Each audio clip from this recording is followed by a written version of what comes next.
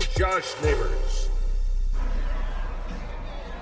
It is the first game in October, and we come to you live from Bryant, Arkansas, Hornet Stadium, as tonight's 7A matchup features the Pulaski Academy Bruins and the Bryant Hornets. And Kyle, it's a little bit different from years past in the fact that we're doing a game that involves a conference game that involves Pulaski Academy and the Bryant Hornets, but this ought to be a great game. Pulaski Academy comes in 5-0 on the year. Bryant 5-0. Both teams have played tough non-conference schedules, and now we find out who's the best of the best in 7A tonight here in Bryant. The first ever regular season matchup between these two teams, but they are very familiar with each other. They've started the season over the past 4 years in a scrimmage that a lot of people have come to see and really followed. And like you said, when PA moved up to Class 7A, this was really the game, probably along with Conway, that a lot of people had their eyes on in the 7A Central as far as how well they were going to compete. Well, let's talk about Pulaski Academy and this team because, the whole offense really runs through Brandon Cobb, the quarterback. On the season, a 66% passer, 1,800 yards thrown, 24 touchdowns and 4 interceptions. But, talking with the coaching staff before the ball game, the thing that has surprised them the most is what he's done with his legs this year. He is, especially in non-conference play, that's been the story, is what he's been able to do with his legs. Of course, defenses have really kind of just taken what Pulaski Academy has given them with the way that they spread their receivers out, and Brandon Kopp has taken advantage of that, and he's also taken care of the football a lot better than he has in seasons past. And the running game with Javion Walker, hey, this is a kid, run for 253 yards. He is a good back to spell the quarterback from having to throw the ball so much. Yeah, great contributor there in his sophomore season, and not to put too much pressure on him, but he really reminds you a lot of what Joe Hyman did as far as being a threat both in the running game and the passing game, and also Joe Hyman wore number 19 his sophomore year, just like Javion Walker does. Now, let's look at these wide receivers for Pulaski Academy. I mean, they're going to throw it, and they're going to throw it a lot. Pulaski Academy on the year, averaging 382 yards of offense in the air. Will Manning is a guy that they're going to see early and often. You've got goal. I mean, there's about 5 of them that you can go through the list, and he's got a lot of targets to throw to. One reason that Pulaski Academy has been good for so long is because they have that next man up mentality. Walden Culpepper was expected to be their top target, and he was through the first 2 games, and then he went down.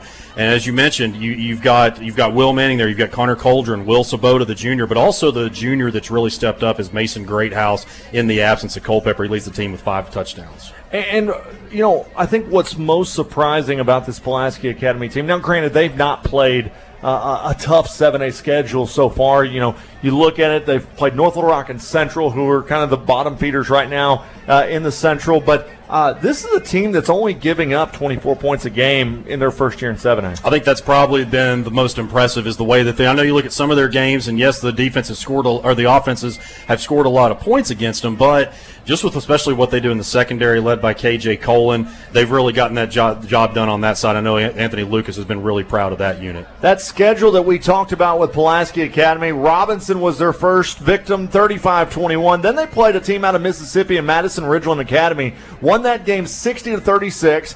Then to add to that non-conference schedule, they play West Monroe out of Louisiana, win that game 67-47 before getting into the conference play. And really, I think when you talk to Anthony Lucas, they scheduled that purposely, knowing going into 7A ball, they're going to need to try to play some of the best of the best. Absolutely. This was the third or fourth year in a row that they played Madison Ridgeland. Then they added West Monroe, which is an incredible football powerhouse there in North Louisiana. So I think once that they won that one 67-47, and everybody kind of understood, okay, well, this is maybe a team that can compete in the highest classification. Well, we've got a lot of football coming to you from Bryant tonight, where 5-0 Pulaski Academy takes on 5-0 Bryant in this 7A clash. When we come back, we will break down the Bryant Hornets as you're listening to the High School Football Game of the Week presented by Birch Tree Communities on the Buzz Radio Network. You'll find us at the end of a lot of long country roads, covering over 60% of the great state of Arkansas. Our 17 electric distribution cooperatives are working day and night to provide reliable, affordable power to over 500,000 homes, farms, and businesses, just like yours.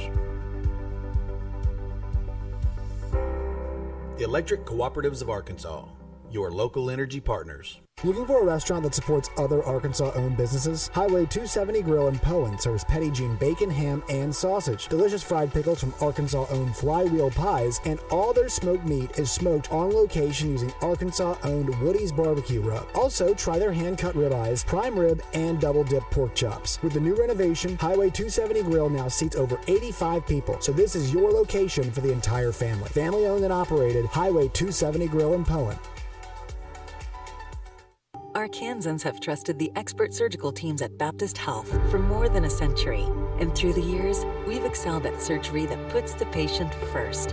Heart surgery, orthopedic surgery, neurosurgery, breast cancer surgery, and any surgical challenge you face. At Baptist Health, we put all our effort into perfecting one very particular type of surgery, yours. Learn more at baptist-health.com. Baptist Health, for you, for life. Take your yard up to the next level with the Caddy's Touch Landscaping. Josh Dickinson is a former PGA Tour caddy, and his landscape designs are inspired by some of the most beautiful golf courses around the world. Call Josh at 501-794-2770 for all of your landscaping needs. Flower beds a mess? Josh's crew can give your home the curb appeal you've always wanted. The Caddy's Touch Landscaping also installs French drains, retaining walls, and they'll even take care of your irrigation maintenance needs. The Caddy's Touch Landscaping. Call today, 501-794-2770.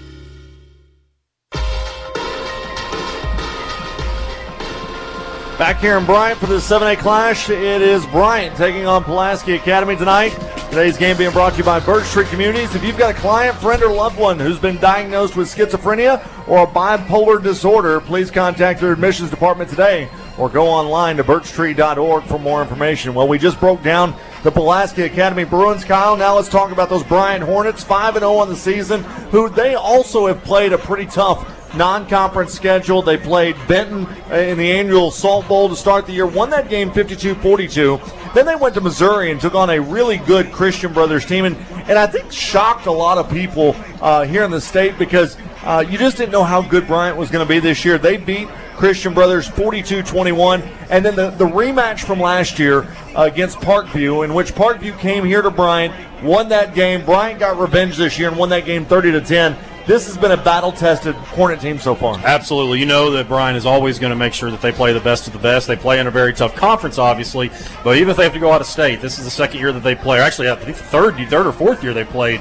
an out-of-state team. Christian Brothers, the defending Class 6A runner-up there in Missouri. So, like we said with PA, they played a tough schedule, but Bryant probably a little bit more so.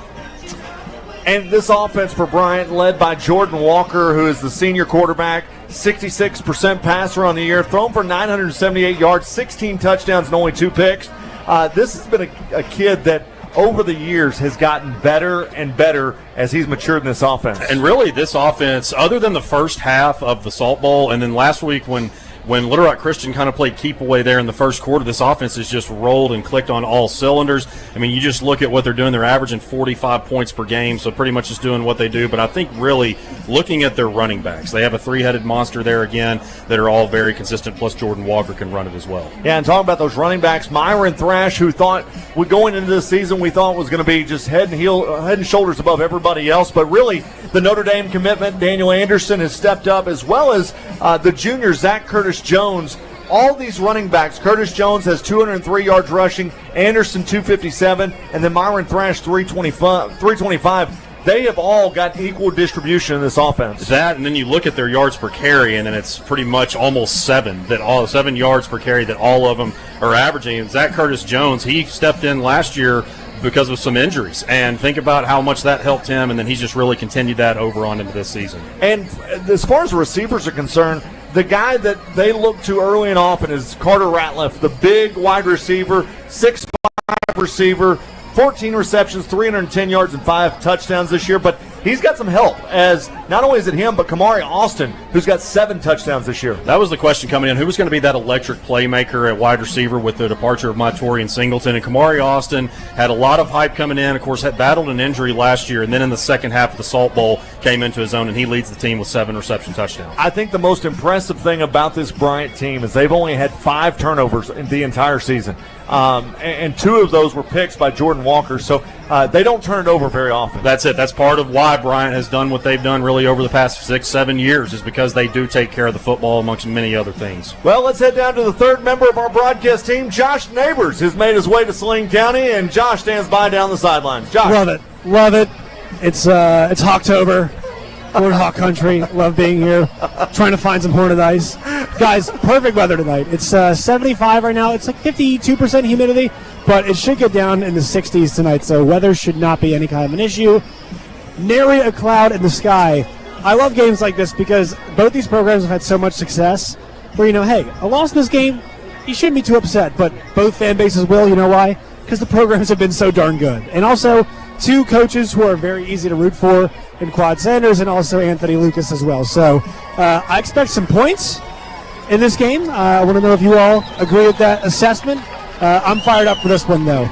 Ought to be a lot of fun. You're talking about the tradition. 11 state championships for Pulaski Academy, 5 for Bryant. A lot of tradition between both these two teams. Well, the captains are making their way out to midfield for the coin toss. We're going to take one more break. When we come back, we will have the opening kickoff between Bryant and Pulaski Academy as you're listening to the High School Football Game of the Week presented by Birch Street Communities on the Buzz Radio Network. Interested in a rewarding career in behavioral health? Birch Tree Communities has entry-level career opportunities for behavioral health providers, starting at $18 an hour, with additional pay for education and experience. All the training and certification you need to succeed will be provided. Find more information and apply at birchtree.org, birchtree.org. Join the Birch Tree Communities team today. Apply online at birchtree.org. Arkansas State University, 3 Rivers. Want to go to college but don't know the first thing to do? Check out Arkansas State University 3 Rivers. They'll help you relieve that fear and show you how easy enrolling in college can be. Visit asutr.edu and apply online today. Scholarships available for ACT 19 and higher. Arkansas State University, 3 Rivers, 3 Rivers. Year after year, Arkansans choose the best of the best for the Arkansas Democrat-Gazette. And year after year, we at Roller Funeral Homes are truly honored by your selection. I am Renata Jenkins-Byler. My grandparents founded Roller Funeral Homes. It means a lot for us to be chosen the best funeral homes in Arkansas because we know it comes from those we serve. When it comes to serving your family, you can count on my family year after year to remain the best of the best. Roller Funeral Homes, a family tradition with all our respect. Life comes at you fast, especially behind the wheel. So if you think it's no big deal to drive a little over the speed limit, think again. In a collision with a pedestrian or bicyclist, it can mean the difference between life and death. Getting somewhere a couple of minutes faster isn't worth someone's life. Let's look out for each other by following posted speed limits. Drive aware, save lives. A message from the Arkansas State Police Highway Safety Office. The fine art of armchair quarterbacking. Can you dig it? Can you dig it? Can you dig it? 103.7 The Buzz. KABZ, Little Rock.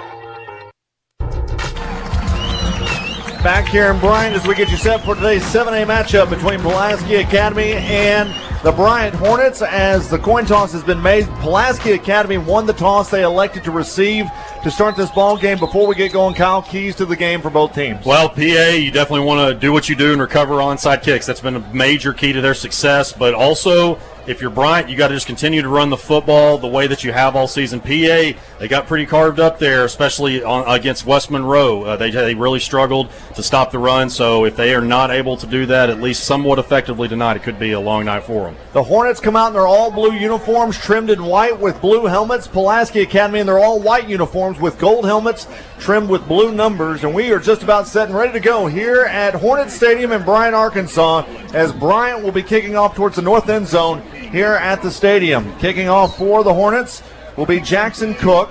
Back deep for Pulaski Academy, they've got Javion Walker and KJ Colin. They'll stand at the 15-yard line as it'll be teed up from the 40. Glad to have you along wherever you may be across Central Arkansas or across the state of Arkansas. If you can get online and listen on social media, as well as the 103.7 The Buzz app. The kick is away, and it sails into the end zone, and so Pulaski Academy will have it 1st and 10 from the 20-yard line as they move towards the south end zone here at Hornet Stadium. The Bruins come out with Brandon Cobb, their senior quarterback, 137 and 207 on the season, 66% completion percentage, 18-15 is the number of yards that he's thrown for, with 24 touchdowns and 4 interceptions. The starting running back is going to be Javion Walker, who has had 33 carries for 253 and a touchdown. Bruins are going to line up 4 wide to the right side, 1 to the near side, as Cobb will be alone in the backfield. Man in motion from left to right. Cobb takes the shotgun snap, throws it out in the flats at the 21, and he'll get it to his man. That was Williams. Sabota, yeah, Will Sabota. Yeah, my notes got taken away. So Sabota, who was able to make that catch. It's a pickup of 7 yards on the play to bring up a 2nd down and 3. PA running their typical tempo. 2 wide to each side, as Cobb going to look to throw again. Now going to take off and run with it. Out past the 25 to the 30. He'll step out of bounds at the 32-yard line. Pulaski Academy is going to pick up the 1st down, as they're going to work quickly with the ball spotted down at the 33. Jackson broke down really quickly, but we saw Cobb there really utilize his legs for the 1st down. 3 wide receivers to the near side. Man in motion from left to right's Walker. Now he'll set up as a receiver on the left side. Cobb is going to change the offense. He'll put Walker back on the right side of the offense. He'll look back towards the sideline with 13 on the play clock. Brandon Cobb takes the shotgun snap, going to look to throw. Going across the middle. Has a man. Has it over to Manning, and Manning takes it down to the 45-yard line. And it's another Pulaski Academy 1st down. That's a great job by the offensive line there, Pulaski Academy. That's the kind of time that you have to give Brandon Cobb. One of these receivers will get open. 1st and 10 with 3 receivers set to the right side. And Javion Walker is the running back set to the left of Cobb. They fake the end around. Now Cobb going to set the screen to the right side, puts it in the hands of Walker. Walker's got running lanes, out past the 40, 35, and steps out of bounds in Hornet territory at around the 33-yard line. Man, he can really scoot, and it's just him coming out of the backfield. You've seen PA do that for years. He's got great toodles there. If you look at Darrell Walker, his grandfather, who is the head coach at Little Rock for the basketball team. Pulaski Academy in Hornet territory with the ball spotted officially at the 34-yard line. 4 wide receivers in the formation. Walker splits out to the left. Now Cobb under pressure, going to throw it across the middle, and he overthrows his intended target, that time trying to hook up with Javion Walker, and Cobb that time took a big hit. He did, from Eli Hill, who in my opinion is one of the better defensive linemen in the state of Arkansas. He leads the Hornets with 4 tackles for loss on the year. So it brings up a 2nd down and 10 for Pulaski Academy with the ball spotted down at the 34-yard line in Hornet territory. 3 receivers are going to set to the left side as Walker will line up to the left side of Cobb. Cobb will bring a man in motion from left to right. Now he'll take the shotgun snap, roll to his left, under pressure. Going to throw it down, trying to hook up with his wide receiver that time. That was Connor Cauldron, and he overthrows him to bring up a 3rd down and 10 now for Pulaski Academy. That was just a little sprint out to the left there, and it was well covered, but actually probably in that situation it's good that Cobb overthrew it. Stops the clock at 11 minutes, 16 seconds left here in the 1st quarter. Ball at the 34-yard line in Bryant territory. 3 wide set to the left side. As Cobb's all alone in the shotgun, he'll take it, run it straight up the middle. Cuts it back, gets it down to the 25-yard line. That's very near a 1st down. They gave him something really great right there. As soon as the ball was snapped, the middle was wide open right there, and it's a no-brainer to go ahead and tuck it and go. So it's a 4th down and 1. There's no doubt what they're going to do. Pulaski Academy goes for it on 4th down as they're going to send 4 wide to the right side. Man in motion from right to left. Cobb all alone in the backfield. Going to look to throw. Swings it out to the flats left side. And it's taken by Sabota. And Sabota's going to get inside the 15 all the way down to the 13-yard line. They sent Sabota in motion. They love to use these motions to throw the defense off, and just caught it right there in the flat and drug a guy with him. Stops the clock at 10 minutes and 38 seconds. Ball is going to be spotted down at the 13. 4 wide in the formation. Cobb takes the shotgun snap, going to roll to his right. Floats it to the right side of the end zone. That time trying to hook up with Sabota. And that'll bring up a 2nd down and 10. I think PA has really got Bryant. I mean, obviously they've got him on their heels here on this first drive. Not only are they running with that great tempo and just really effectively utilizing their plays, but the offensive line's doing a really good job. So it brings up a 2nd down and 10. Clock stopped at 10:35. Cobb in the shotgun, fakes the handoff. Going to flip it out to Walker in the flats. He'll be hemmed down and slung down at the 11. It's a 2-yard pickup, and that'll bring up a 3rd down and 8 for Pulaski Academy. That was a great open field tackle by Nick Miller, the Hornets' leading tackler. 4 wide, go to the left side as Pulaski Academy works quickly as Cobb rolls to his left. Cobb going to take off and run with it. Inside the 10, and he'll stay on his feet and get into the end zone, but now we've got penalty flags. It looked like he stepped out of bounds at around the 3-yard line. And as soon as he got into the end zone after he had stepped out, and I think he got body slammed, and they threw a Midtown Plumbing penalty flag.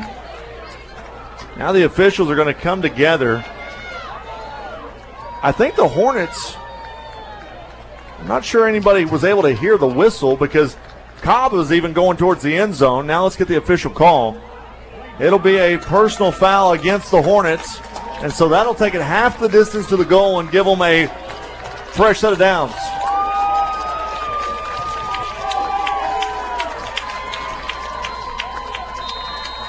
So it's 1st and goal with the ball spot at the 2-yard line. Cobb's going to be in the shotgun. He'll take the snap, gives it to Walker straight ahead, and he'll be taken down right at the line of scrimmage. May have lost a yard on the play to bring up 2nd down and goal. Glad it was Malachi McDonald, number 99, led the charge on the stop there.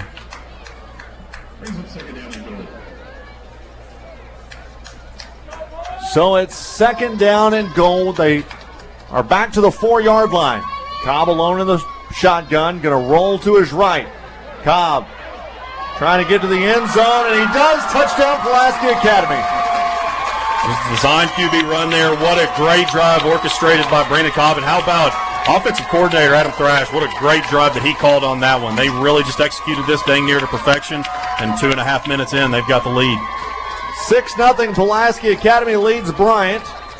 And Pulaski Academy looking to go for it here in the early going. 4 wide set to the left side. Cobb will take the shotgun snap. Going to look to his left. Now going to run with it. Gets into the end zone. The 2-point conversion's good. And with 9:31 remaining left here in the first quarter, Pulaski Academy leads Bryant 8-0. Let's take a timeout. You're listening to the High School Football Game of the Week presented by Birch Street Communities on the Buzz Radio Network. When a patient rings the bell after completing cancer treatment, we celebrate one more step toward healing.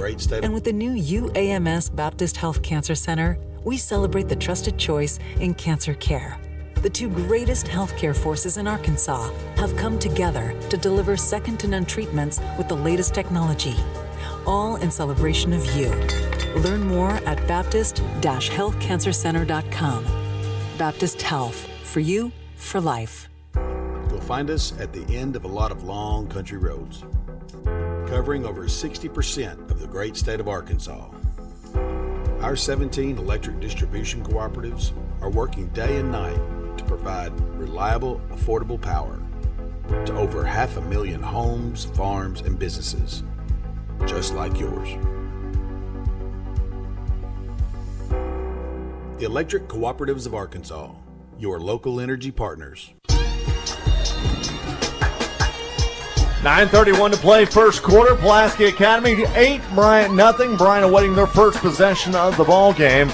And Pulaski Academy's got it set up for the onside kick as the Hornets will line up, and the kick is away. It takes a big hop, and it's taken by Carter Ratliff. Ratliff inside the Bruin territory as he takes it down to the 40-yard line. And so Bryant's going to get great field position to start this first quarter, first drive for the Hornets. One thing I am looking for, as I mentioned in PA, they have shown signs of struggling against the run, but this defense does have 21 sacks on the season, so they can get a pass rush. That's one of the first things I'm going to be looking at is how this defensive line controls the line of scrimmage. We will check in with Josh Neighbors here in a moment as Bryant comes onto the field. The Hornets being led by Jordan Walker, their quarterback, has thrown for 978 yards, 16 touchdowns, and 2 picks. He'll line up in the shotgun. Going to hand it off to Thrash on the first drive. He'll go straight ahead. Takes it inside the 40 down to the 37-yard line. Let's quickly go down to Josh. Hey, guys, actually, I like what Brian did. Late on that drive, there was a decision made by the quarterback there to plow into Frost, the corner. and a little bit of payback came in there with that late hit that was called by Jaden Welch, kind of just saying, hey, you're not going to run over our players, but we are always the more physical team. Here's Thrash running it again, left side. He actually lost a yard on the play, and so that's going to bring up a 3rd down and 8 now for Bryant. 2 plays in. Certainly can't complain about what PA is doing here. They're keeping that basically things tight there in the middle and really just making sure that they keep their shoulders square to the line of scrimmage.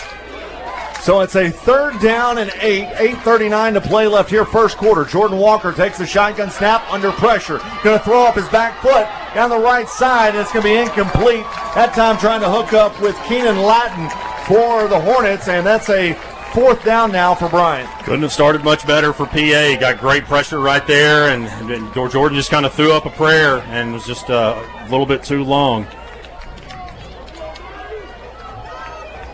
So the Hornets looking like they're going to go for it here on a 4th down and 8 from the Bruin 38-yard line. Walker going with the hard count.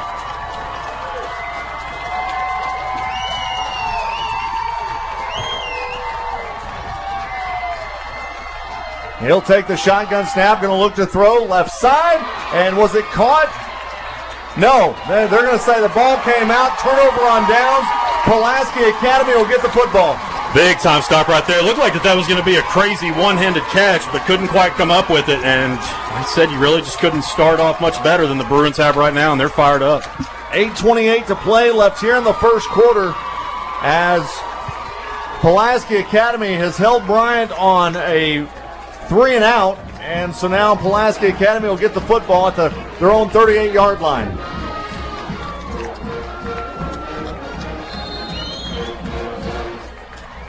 The Bruins come lining up with 3 wide set to the right as Javion Walker is going to line up to the left of Brandon Cobb.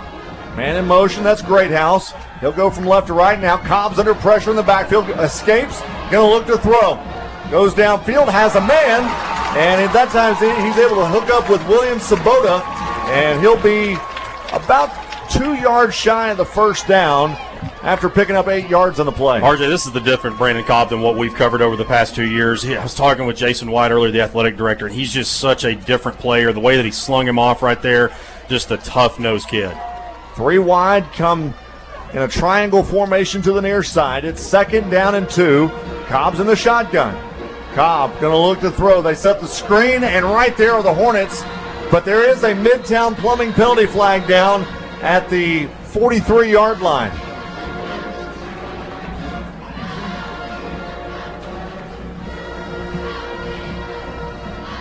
I believe it's going to be against Pulaski Academy.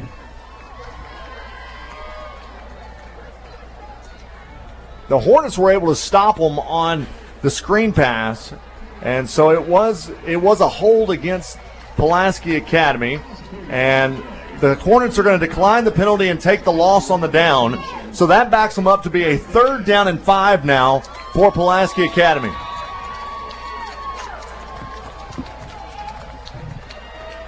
Bruins are going to line up 3 wide to the near side, 2 to the right. Cobb will be all alone in the backfield. 4 down linemen for the Hornets. As Cobb will take the shotgun snap, steps up in the pocket, throws to his right. As he's got his man, that time he was able to hook up with his running back, Charlie Kotros, and he'll step out of bounds at the 41-yard line in Hornet territory. Kotros just ran a little out route right there, and Eli Hill was coming. He beat the offensive tackle, and Eli Hill came around the corner, and Cobb sidestepped him a little bit and then just threw it for the first down. So they spot the ball down at the 41-yard line. It's a 1st and 10 for for Pulaski Academy. 3 wide set to the left side. Kotros is the running back. As Cobb will take the shotgun snap. Going to look to throw under pressure. Swings it left side, and he'll one-hop his wide receivers. That time he tried to hook up with Will Manning.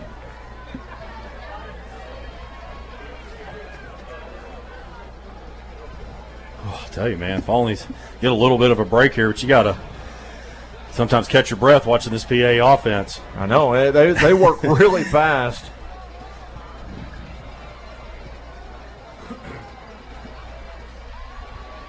So now with 15 on the play clock, stops the clock at 7 minutes and 50 seconds left here in the first quarter. Now Kotros is going to line up to the right side of Cobb. He'll be in the shotgun, and he'll look to throw. Cobb is going to be under pressure, and he's going to be slung down back at the 50-yard line. Eli Hill, we knew it was going to happen at some point. He's been in the backfield a few times, and he completed the play on that one. They throw him down at officially the 49 is where his forward progress went. And so it's a big loss on the play. That's going to bring up a 3rd down and 19 as the clock rolls with 7:25 left here in the first quarter. 2 wide to each side. Cobb will be in the shotgun with Kotros to his right. Now Kotros going to go out in motion to the right. Cobb looking to throw, goes across the middle, and he's got his man hooked up with Quinn Wilson that time, and he'll take it all the way down to the 42-yard line, and that's going to bring up a 4th down and 11 for Pulaski Academy. Another one of those underneath routes right there, just to kind of cut into that yardage and get right around to the original line of scrimmage. So it's a 4th and 11, 4 wide to the left side.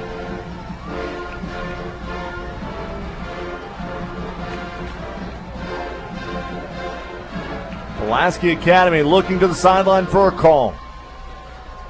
Man in motion goes from left to right. Cobb's going to take the shotgun snap. He'll be under pressure, throws to the left side, and it's in and out of the hands of his target. That time he tried to hook up with his wide receiver. That was Greathouse, and that'll be a turnover on downs. But I tell you, Greathouse was very near catching that ball. Yeah, I think the pressure for Bryant, once again, kind of threw off that a little bit. They're mixing some things up on defense, is Bryant, and they're getting into the backfield. But other than that one by Eli Hill that sacked just a second ago, Cobb's been able to get rid of it. 8-0 is our score. Pulaski Academy leads Bryant with 6:27 to play in the first quarter. The Hornets going to line it up from the 42-yard line in their own territory. 2 wide to each side. Jordan Walker going to sling it out in the flats. This time going to hook up with Lattin, but he dropped it. Keenan Lattin was set up down the line of scrimmage, and he dropped the ball, and so now that it brings up to a 2nd down and 10.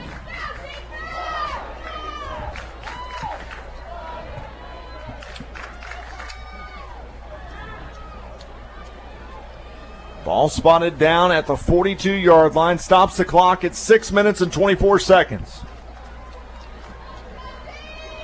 4 wide receivers in the formation. Wingback set off the left side. Walker in the shotgun, going to look to throw. Steps up, goes downfield. Has a man! Down to 20! 10! 5! Touchdown! That time he was able to hook up with Jacoby Boone for the touchdown. Man, perfect route. Just a post, and he outran the defensive back. Beautiful throw by Walker, landed right in his hands. Jacoby Boone turned on the Jets on the post pattern, and now Bryant is 2 points away from tying this ball game up, but the Hornets going to kick the extra point. That was only Boone's 6th reception of the year, his 2nd touchdown.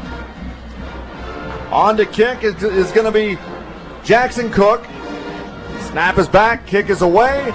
And it is good, and with 6 minutes and 15 seconds left, the Pulaski Academy Bruins lead at 8-7 over the Bryant Hornets. Let's head down to Josh on the sideline for a sideline report. Yeah, it's a good route, and on that post route, like Kyle mentioned, there's no safety help at the top. So that's just straight up one-on-one on the outside there.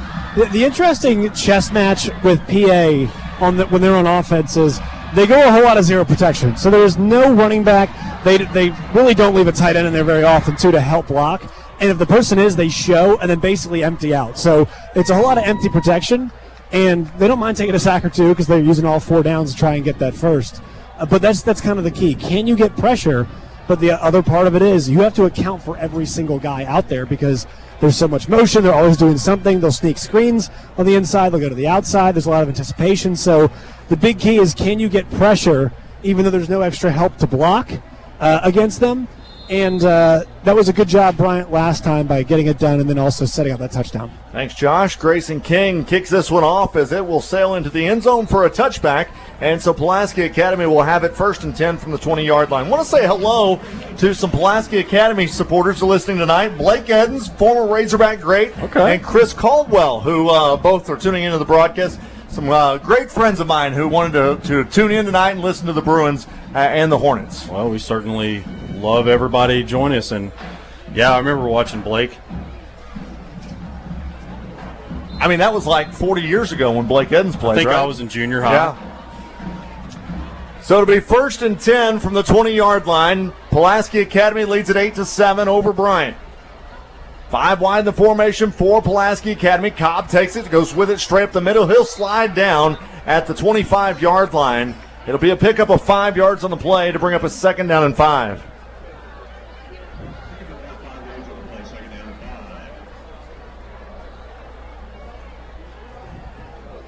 .556 to play left here in the first quarter. Pulaski Academy leads Bryant 8-7.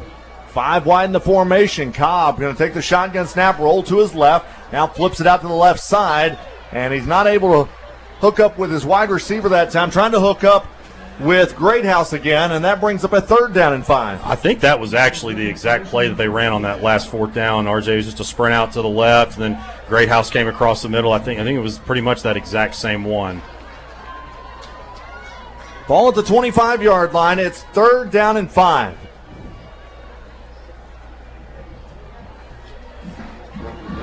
Four wide to the right side. Cobb's in the shotgun.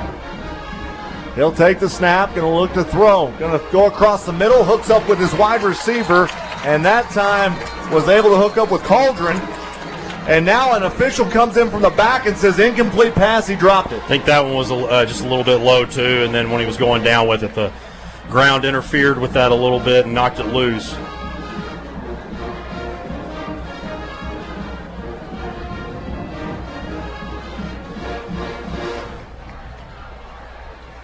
So now here comes the Bruins on a 4th down and 5. Cobb all alone in the backfield. Going to look to throw again. He's able to find his man inside the 30, takes it to the 32 on a slant pattern that time. And it was that Greathouse? It was. Greathouse been the one, as we mentioned in the pregame, it's really stepped up in the absence of Walden Culpepper and caught a key reception right there at the line. So it's a 1st down and 10. Clock rolling at 5:25 left here in the first quarter.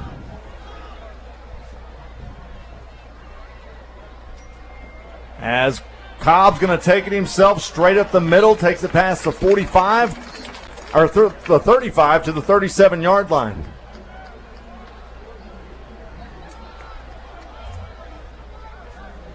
So that brings up a 2nd down and 5 as we roll under 5 minutes to play left here in the first quarter.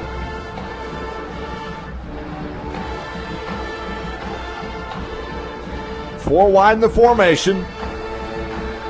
Cobb's going to hand it off, this time to Walker, and Walker has nowhere to go. He'll be stopped down at the 35-yard line. It's a 2-yard loss, and that will bring up a 3rd down for Pulaski Academy. Tried to go around the left side there and hit basically a hornet wall led by Jayton Jones, number 90. 4 wide to the right side. It's 3rd down and 7 from the 35. Cobb will take the shotgun snap, going to look to throw, is going to step up. Now take off and run with it, throws it at the line of scrimmage, has a man at the 49. That's Connor Cauldron. So it's a 1st and 10 now for Pulaski Academy as they've got the ball at their own 49-yard line.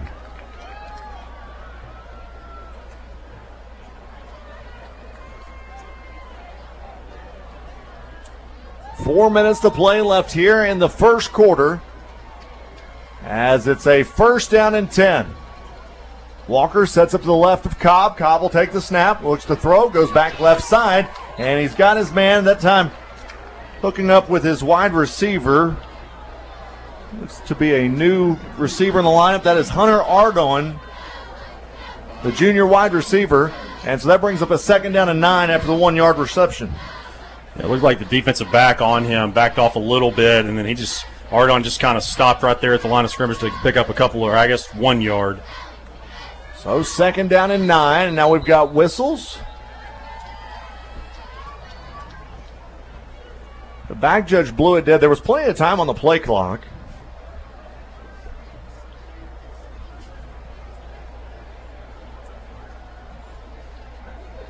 Looks like they're going to reset the play clock as we've got 3:20 to play left here in the first quarter. And Pulaski Academy leads Bryant 8-7. 5 receivers in the formation as Cobb's lined up in the shotgun. In motion goes Greathouse from left to right. Cobb going to look to throw. Steps up. Going to run with it. Goes left side, and he'll step out of bounds after picking up about a yard on the play. And that will bring up a 3rd down and 8 now for Pulaski Academy.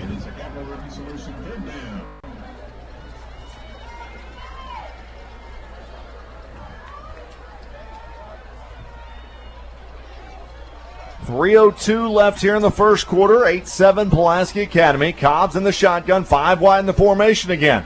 Cobb going to look to throw. Going big ball. Left side. Has a man at the 20. 10. 5. Touchdown. That's Mason Greathouse with his 6th touchdown of the season. Man, beautiful throw right as he gets hit. They're going to probably, PA will have to get some help blocking on that right side. But even though he took a shot, Cobb just lofted it up, threw a great pass, and Greathouse did the rest. Greathouse just ran right past the corner that time and had open space from there on out. And so with 2:55 to play now, Pulaski Academy going to go for 2 as they lead it 14-7.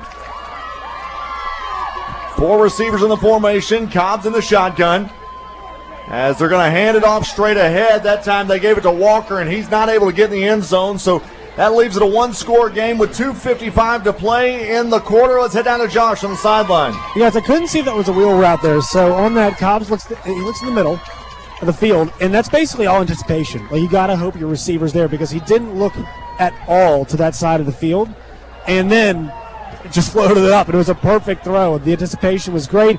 Receiver runs a good route. I think it was a wheel with the way that he came out on that side, or he was delayed on the go. But that's a great route. It's good. It's a fantastic play call right there. And man, PA just makes you defend the entire field. On that 4th down conversion earlier in the drive, they went to the middle on 3rd. Then they had the drop. They went right back up the inside slant again on 4th. They're really concerned about making you account for basically everything besides, a variety in the running game. But their variety comes from the quarterback running the run game. So I love their offense. It's so much fun to watch. And Bryant, they've got a couple stops so far, but right now PA is kind of getting the better of them. We'll see. The physicality, though, from their outside guys. Corners are starting to be a little more physical. Anthony Lucas over here complaining about how physical the Bryant defense has been.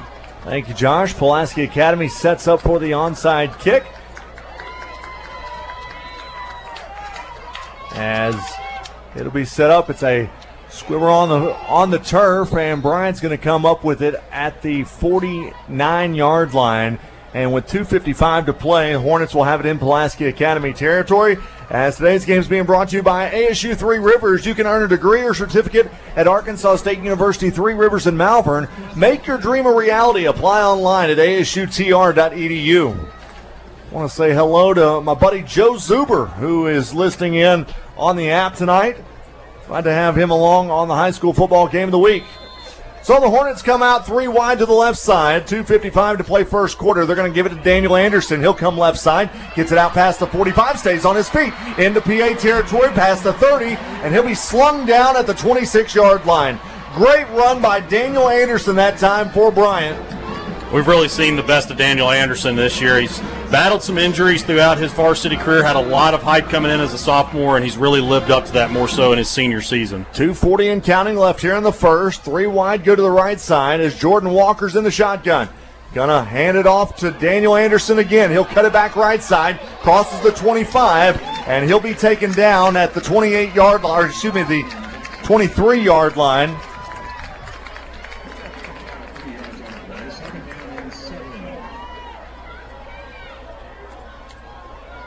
So it's a 2nd down and 7 for the Hornets as they'll line up 3 wide to the left side. Daniel Anderson, the running back, lines up to the left of Jordan Walker. Ball officially spotted down at the 23. Down to 2 minutes left here in the first. Walker going to look to throw. Goes across the middle of the field. In and out of the hands of his intended target. That time trying to hook up with his wide receiver, Caleb Tucker. And so that'll bring up a 3rd down and 7 for Bryant. That one hit Tucker's fingertips just a little bit too far out of reach. It was a good throw overall by Walker to get it really just behind those defensive backs for PA.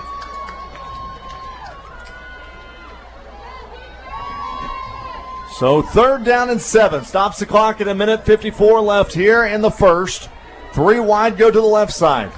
Anderson lines up to the left of Walker. They're going to hand it to Anderson. Almost lost the handle on it, and he'll be taken down after a loss of a couple on the play to bring up 4th down. Yeah, and that could have been disastrous. As you said, RJ, he kind of bobbled it as soon as he took the handoff and quickly secured it. So it didn't end up well, but it could have been a lot worse.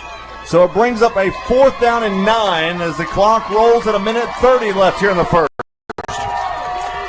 14-7, Pulaski Academy leads Bryant. Jordan Walker all along the backfield, going to look to throw, steps up, goes down the middle of the field, throws into double coverage, and it's batted away. Turnover on downs. Pulaski Academy is going to get the ball back. Another great stop there by PA. You knew that they weren't going to be intimidated coming, even though this is a really hard place to play against a great team. And, man, they really have the momentum. Not only do they have the lead, they've got the momentum in a strong way. So Pulaski Academy will get the ball at the 25-yard line with 1:16 left here in the first quarter.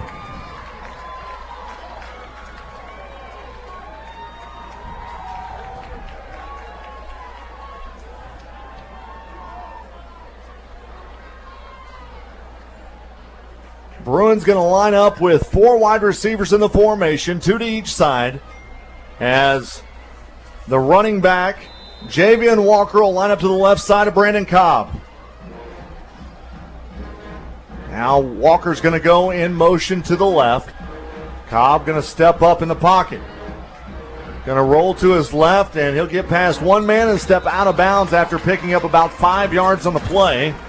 Stops the clock at 1:09 left here in the first. Tell you what, RJ, it's an ongoing thing for us to debate about going for it on 4th downs and all that. You knew you weren't going to have that with PA, but even Bryant's been going for it too. So it's a 2nd down, officially in about 6. Walker goes in motion to the right. Cobb takes the shotgun snap. Going to look to throw. Steps up. Looks to run, and he'll be taken down very near the 30-yard line. A pickup of a yard on the play, and it brings up 3rd down. Another 3rd down that's not really been a huge problem, really 3rd or 4th down that's been a big problem for PA thus far. So 3rd down and 5, 45 seconds to play in the first quarter. 3 wide go to the right side, as Cobb will be all alone in the backfield. Man in motion from left to right, that's Greathouse. Cobb going to look to throw, and he was trying to hook up with Greathouse that time, and it'll bring up a 4th down. Once again, felt that pressure from the right side. They really, I know that they've had plenty of success offensively, but I really think PA needs to possibly get somebody to chip, because whoever is on that right side, they're consistently in the backfield. So it's a 4th down and 5. With the ball at the 30-yard line, stops the clock with 31 seconds left here in the first quarter. Pulaski Academy going to go stacked receivers on each side with a 5th man in the slot on the left side of the formation. Cobb going to take the shotgun snap, going to look to throw. Comes back left side, ball deflected away, goes out of bounds. It's a turnover on downs as Bryant's going to get the ball back at the 30-yard line in PA territory. Great coverage there by Matthew Glover. Was on his guy like a glove and batted down the ball. Well, that's the one thing about this Pulaski Academy team going for it on 4th down. Bryant's going to continue to have, even if they turn it over, they're going to have chances back with good field position, just like they did right here. That's right, yeah, because they've gotten great field position on a couple of the onside kick recoveries. They've just got to take advantage of it. So it's a 1st down and 10, 26 seconds left here in the first quarter. Ball at the 30-yard line as Jordan Walker's in the shotgun. He'll have Thrash set up to his right. Walker going to look to throw. Goes big ball right side, overthrew his man. That time trying to hook up with his wide receiver, Caleb Tucker. You know, Caleb Tucker's a guy that has not really had much playing time this year, and that's the 2nd time we've called his name. Gone deep to him twice, and that one was a little bit more out of reach than the other one was. But, yeah, that's a guy that they're really trying to get more involved into this offense. Stops the clock at 21 seconds. It brings up a 2nd down and 10 from the 30-yard line. 3 receivers set to the left side. Walker going to look to throw again. Steps up, trying to hook up with Carter Ratliff over the middle, and he overthrows him, and that brings up a 3rd down and 10. In most cases, Ratliff, with his 6'5", 6'6" frame, is going to win those battles. But, so again, just a little bit too much mustard on that one from Walker. You realize that so far, Bryant hasn't really had any intermediate throws. Everything that they've done so far has been deep downfield on completions. So 3 wide to the near side, 2 to the left. Walker alone in the backfield, as now Curtis Jones will line up to his left side. Going to look to throw. Comes back right side, trying to hook up, that time with Carter Ratliff on a quick out route, and that brings up a 4th down and 10. Jake Fuller, the linebacker, was in one-on-one coverage, and Ratliff's got probably about 3 or 4 inches of height on him, but man, that was just a great defensive play. So now it's 4th down and 10, 11 seconds left here in the first. Hornets going for it on 4th and 10. 3 wide to the near side, 2 to the left. Walker alone in the backfield. Going to look to throw. Walker throws off his back foot, throws it straight up in the air, and it's caught down the window. It popped out. That time, who was it? That was Kamari Austin. Yeah, Kamari Austin had it in his hands, and then when he came down, the ball popped out, and it's a turnover on down. And Walker's really lucky. He just like Cobb did on that touchdown throw. He took a shot, but then it's really just kind of a duck that was floating up there. And it's good that one was probably incomplete. Of course, Austin had a chance at it. So it's a 1st down and 10 with the ball at the 30-yard line. 4 seconds remain here in the first. Boy, this has been a long first quarter of play, hasn't it? So Pulaski Academy, they're going to line it up with Walker set to the left side of Cobb. Going to set up a screen to the left side. They get it back over to Walker. He's got a running lane. Out past the 45, into Bryant territory, down to the 48-yard line. Yeah, that's a great move. It looks like, Javion's down. What a great play by him, though. That was maybe about a 3-yard gain that he turned into about a 20. And it looks like there's a Midtown Plumbing penalty flag down at the 41-yard line in Pulaski Academy territory. And Walker's still down back at the 47 in Bryant territory. The penalty looks like it's going to go against Pulaski Academy. Let's get the call. It'll be personal foul against Pulaski Academy. So they'll mark it off, and that's going to do it for the first quarter of play. So as we end one quarter of play, Pulaski Academy leads Bryant 14-7 as you're listening to the high school football game of the week presented by Birch Tree Communities on the Buzz Radio Network. Entergy works for the moments you live for. The joy. The heart. Here's your boy. The wonder. And if we do this, our robot should. At Entergy, we're dedicated to powering each moment, today and for future generations. We're leading the way with a cleaner, more reliable grid to power every day. Because these moments matter. Your graduating class. We power life. Entergy. Highway 270 Grill in Poen is a proud sponsor of the Buzz High School Game of the Week. At Highway 270 Grill, you'll find fresh food that's cooked and smoked on location. With an ever-evolving menu, they work to make sure they have the newest and most delicious food with the most affordable price. Newly renovated with more seating and upgraded equipment that allows them to serve even better quality food in a timely manner. Check out their daily specials or their steak nights every Friday and Saturday. Family owned and operated, Highway 270 Grill in Poen.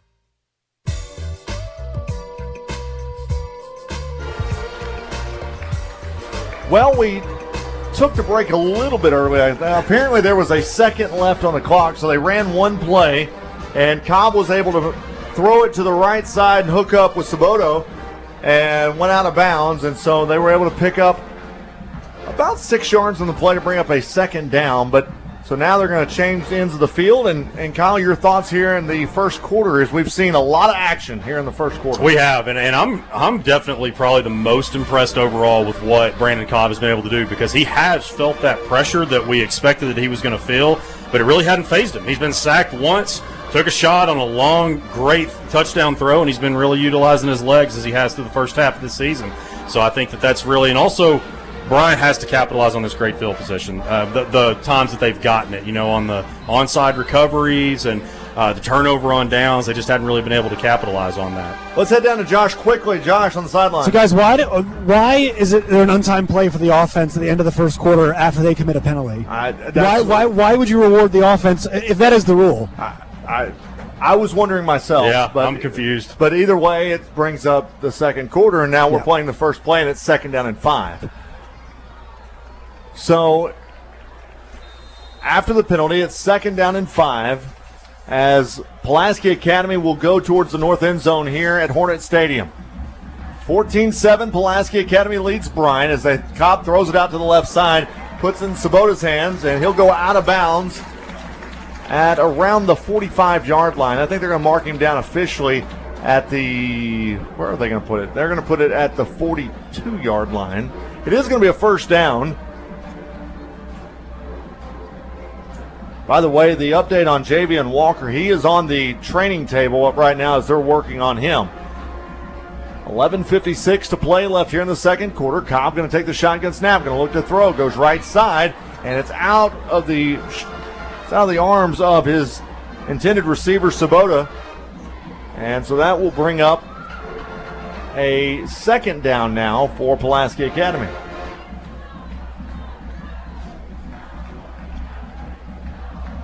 $11:52 to play here in the first half. Pulaski Academy 14, Bryant 7. Ball was spotted down at the 42-yard line. It's 2nd down and 10. Pulaski Academy going to have 3 receivers set to the right side as Charlie Kotros is going to be the running back for Pulaski Academy. He'll line up to the right side of Cobb. Now Cobb's going to look to throw. He's going to step up in the pocket, gets away from one man, stays on his feet, works it back to the left side, and he'll step out of bounds just shy of the 50-yard line. And that's a nice run by Brandon Cobb. Well, they're going to say he stepped out of bounds a little bit earlier. It looks like it's going to be at the 48. But either way, that'll bring up a 3rd down now and 4 for Pulaski Academy.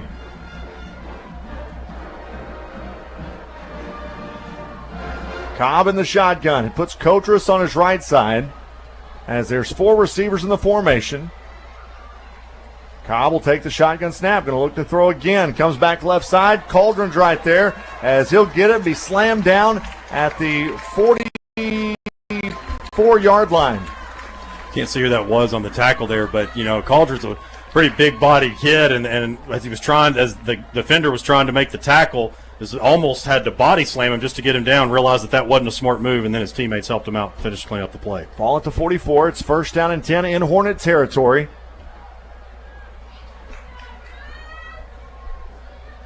$11:19 and counting left here in the second quarter. Man in motion goes out to the right side. That's Hsgotw. Cobb's going to step up in the pocket. He's going to be slung down back all the way into Pulaski Academy territory at the 46. And again, it's Eli Hill.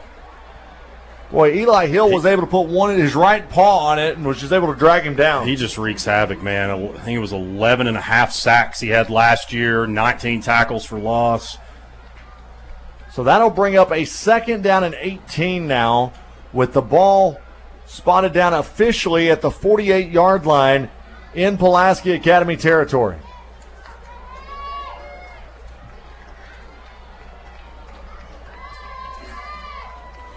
The Bruins going to line it up as they'll put 5 receivers in the formation, 3 to the left, 2 to the right. Cobb will take the shotgun snap, going to look to throw. Cobb's going to be under pressure. He's going backwards. The ball came out. It's a fumble. Pulaski Academy's going to jump on it all the way back at the 23-yard line. Guess who?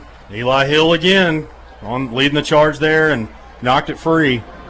That is going to be a big loss, and a Pulaski Academy offensive lineman was able to get on it. And so that takes it all the way back to the 23. And now it's 3rd down and forever. I don't want to sound like a broken record. They've got to get somebody to chip on that edge there. 5 wide in the formation again, 3 to the right this time. Cobb on this 3rd down and 43. They go across the middle, pick up a large chunk that time as he was able to make the completion. He put it in the hands of Greathouse, and Greathouse is going to take it down to the 45-yard line. Still well shy of the 1st down, but was able to get a good chunk that time. So it's going to bring up a 4th down and 20 with 9:16 left here in the second quarter. Pulaski Academy leads Bryant 14-7. And the analytics will show you that they have converted a lot of these 4th and longs. Corner's going to play off, and they're going to play right back at the line of scrimmage. Cobb will take the snap. Now he'll punt it. He was able to put a foot into it. It'll hit down at the 29 and roll out of bounds inside the 25 at the 24. There's the rare punt from the Bruins. Well, sometimes when you look at the analytics and you go, okay, well, we probably should punt this on 4th down and 20. Yeah, no, that's right. I don't know if Josh would do that, though. Josh, would you have punted it? I'm going for that one.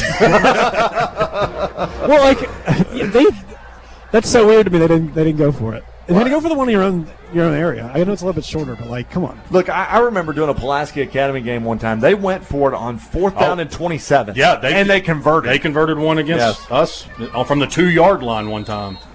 So Bryant with the football as Jordan Walker going to hand it to Thrash. He'll work it back right side. He's able to cut it up and get good yardage that time as he'll take it past the 30 and go out of bounds. Maybe he stepped out of bounds at the 30.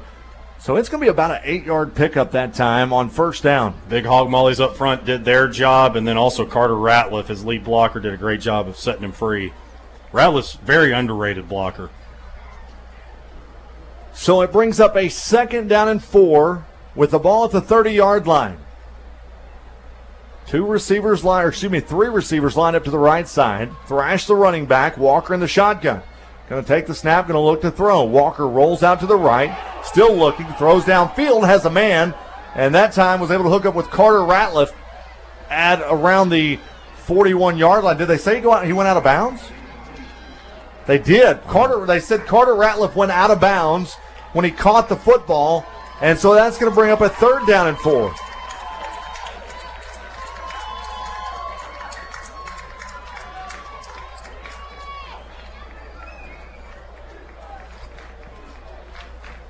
So 3rd down and 4 stops the clock with 8 minutes and 43 seconds as Bryant will have 3 wide to the near side. Thrash the running back. They're going to hand it to him. Straight ahead. Thrash just able to put his head forward and get very near the 1st down. Going to take it down to the 34-yard line. He got it.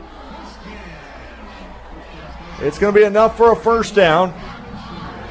And the clock will continue to run with 8:30 left here in the second quarter. 2 receivers set to the near side. Wingback set off that left side of the formation. Handoff to Thrash again. He'll cut it back out the right side, and he'll go out of bounds at around the 40-yard line. I think he's going to step out of bounds at around the 39. Bryant, more so in this second quarter, they are really leaning more on that running game like we thought they would do. They took a lot of deep shots there in the first quarter and now keeping it on the ground. They marked him out of bounds at the 38, so it brings up a 2nd down and 6. Clock stopped at 8 minutes and 15 seconds. 3 wide set to the near side, 2 to the right. Walker all alone in the backfield. He'll go quickly as he'll put in the hands of his wide receiver that time. That was Caleb Tucker, who was able to pick up the 1st down as he takes it past the 45 to the 47-yard line. This might end up being the Caleb Tucker game. They are really trying to get him involved and got him a reception there. 3 wide come to the near side, 2 to that right, as Jordan Walker's all alone once again. Under 8 minutes to play here in the first half. Walker going to take it himself now, past the 50, and he'll put his head down into Pulaski Academy territory as he'll get it down to the 46. And just like Cobb, Walker, he can effectively use his legs. I believe that carry, he's over 200 on the season now. It's a 7-yard pickup, so it brings up a 2nd down and 3. 3 receivers to the near side, 2 to the right. Walker takes the shotgun snap, going to look to throw. Going big ball, right side, has a man, into the 5, and he dropped it. I couldn't quite see it. I believe that was Daniel Anderson, who had it in his hands. He had beat coverage, and he dropped it. Real tough there, man. I'll tell you, Peyton Adams, defensive tackle there, real nose guard for the Bruins. He got a big-time push and almost got to Walker. It was a good throw by Walker, just went right through Anderson's hands. It's going to be a timeout on the field, charged to Pulaski Academy with 7:25 to play here in the second quarter. I want to remind you that today's game being brought to you by the Electric Cooperatives of Arkansas. They are powering Friday Night Lights every Friday night. If you need a job, go online to the Electric Cooperatives of Arkansas website, and they are now hiring. 7:25 to play left here in the second quarter. Let's head down to Josh on the sidelines. Josh. Let's get some clarification on that. So if it's an accepted penalty at the end of the first quarter, the offense still does get an untimed down. So I check with the referee on that one. So I don't know if I understand that or agree with that, but that is the rule on that. Now, I'd understand if it was a defensive play, but not an offensive play. Yeah, I think Bryant should try and slow the pace down. I really think that would be a better thing for them because it feels like the helter-skelter nature right now it leans a bit more towards PA, and we've seen Bryant lean on teams before, like with against Parkview, and it really worked well. So I think they should try and slow the pace down a bit here. And that's a good point by Josh. You would think with the size of Bryant, trying to wear down this defense would be in their favor by just letting the offensive line just push and push. Here's Thrash again. Works it back up the left side. Actually, that's not Thrash. That's Curtis Jones. And Jones takes it out to the 35-yard line. Nice run that time by Zach Curtis Jones, and he picks up a first down for the Hornets. And that's an understandable mistake right there, RJ, because back to what you guys' point, they're using all three of those running backs. You know, you'll see Thrash come in, you'll see Curtis Jones on that right there, and that's why they are trying to slow the game down, and they're running it effectively. Looks like there's an injured Pulaski Academy player down on the field. Got a scoring update just a moment ago that the Benton Panthers, they are leading right now. It's really to no surprise, but after one quarter of play, they lead Sheridan 28-12. Yeah, the Panthers, they got all they wanted from Jonesboro. You know, Jonesboro is playing Catholic tonight at War Memorial Stadium, and Jonesboro's probably the best 1-4 team in the state. And they played a brutal non-conference schedule, and so Jonesboro might be one to watch in the East there, but looks like the injured player that time for Pulaski Academy, I believe that was one of their linebackers that time. Yeah, it was Joshua Roten.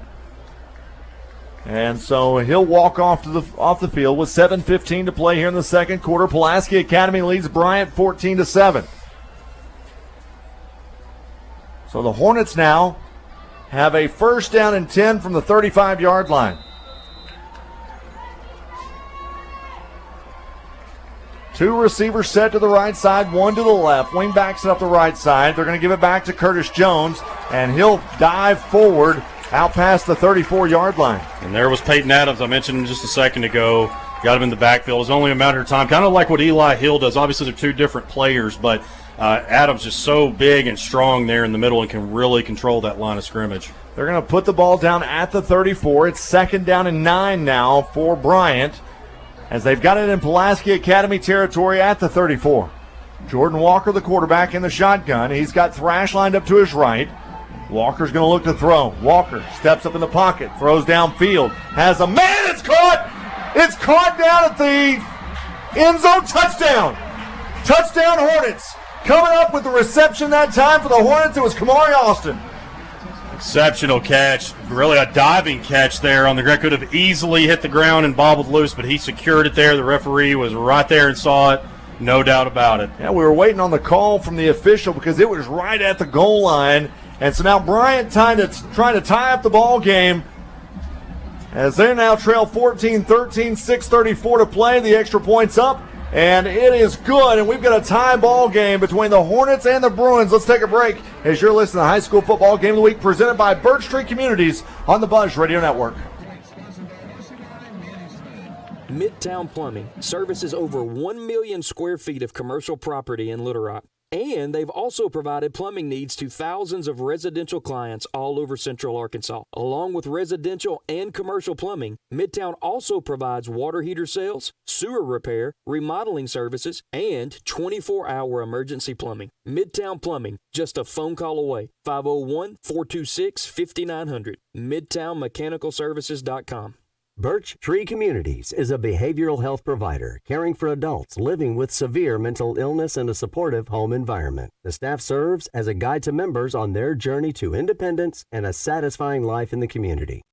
If you have a client, friend, or loved one diagnosed with schizophrenia, schizoaffective, or bipolar disorder and in need of care, please go to birchtree.org, birchtree.org for more information, or call Birch Tree Communities today. The fine art of armchair quarterbacking. Can you dig it? Can Can you dig it? Can you dig it? 103.7 The Buzz. KABZ, Little Rock. Grayson King kicks it off, and it goes right side into the hands of the return man. That's KJ Colon, and Colon's going to take it out to the 35-yard line where he'll be stopped right there. And so Pulaski Academy will have it 1st and 10 from the 35-yard line. Well, Kyle, I mean, it's everything that we thought between these two teams. Both had high-scoring offenses coming into this one. I think a lot of people thought that you'd have a pretty close game towards halftime in this one. Absolutely, no doubt about it in the first half, and that's exactly what it is. It's essentially a 0-0 ball game at 14 all, and both quarterbacks have had sub-50-yard touchdowns after taking a big shot. So that's something that's been fun to watch as well. So now Pulaski Academy looks like they're going to have the swinging gate as they throw it right side to Greathouse, and he'll get out of bounds. They actually had 2 offensive linemen in a down position where the wide receivers are on the left side. They only had 2 offensive linemen at the line of scrimmage, and that time Cobb was able to flip it out right side to pick up a yard, and it brings up 2nd down and 9. Another reason why they've been so successful all these years, just they'll fool you on offense and defense with the formations. 3 wide go to the left side. Cobb in the shotgun. He's got Kotros lined up to his right. Cobb going to look to throw. Going big ball left side, and it goes out of bounds. That time trying to hook up with Will Manning, and that brings up a 3rd down and 9.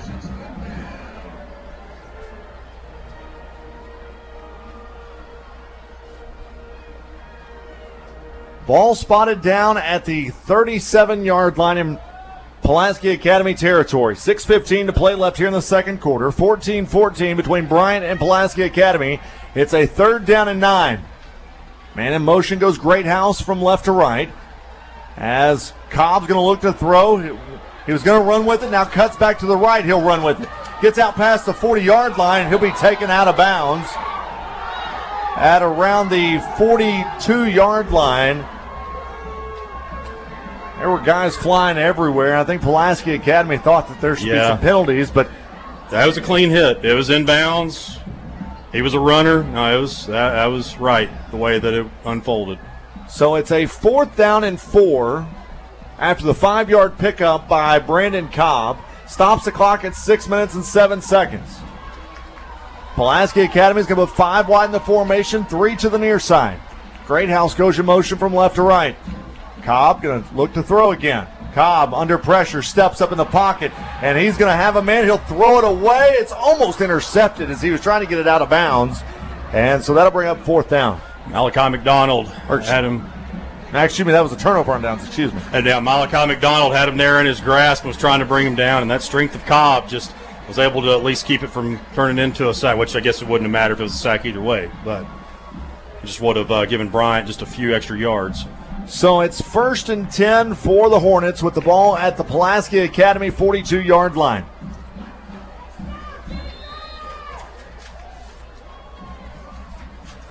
Two wide go to the right side, 1 to the left as they're going to hand it off to Thrash, and Thrash has nowhere to go. He got bottled up at the line of scrimmage. Ronan Rutherford, the defensive lineman, got there first. He actually lost a yard on the play to bring up 2nd down and 11, and that'll back the ball up to the 43-yard line. Clock running, 5:36 and counting left here in the first half. Tie score between Pulaski Academy and Bryant, 14-14. Walker in the shotgun, going to hand it to Thrash again. Thrash straight ahead, not much going. Able to pick up about a yard on the play, and it's going to bring up 3rd down now. That's good. Peyton Adams there leading the charge. Peyton, he's going to draw double teams, but if he can break out of those, or especially if you just got one guy on him, there's a good chance that he's going to make the play. Officials say he got back to the line of scrimmage, so it's still 3rd down and 11. Ball at the Pulaski Academy 43-yard line.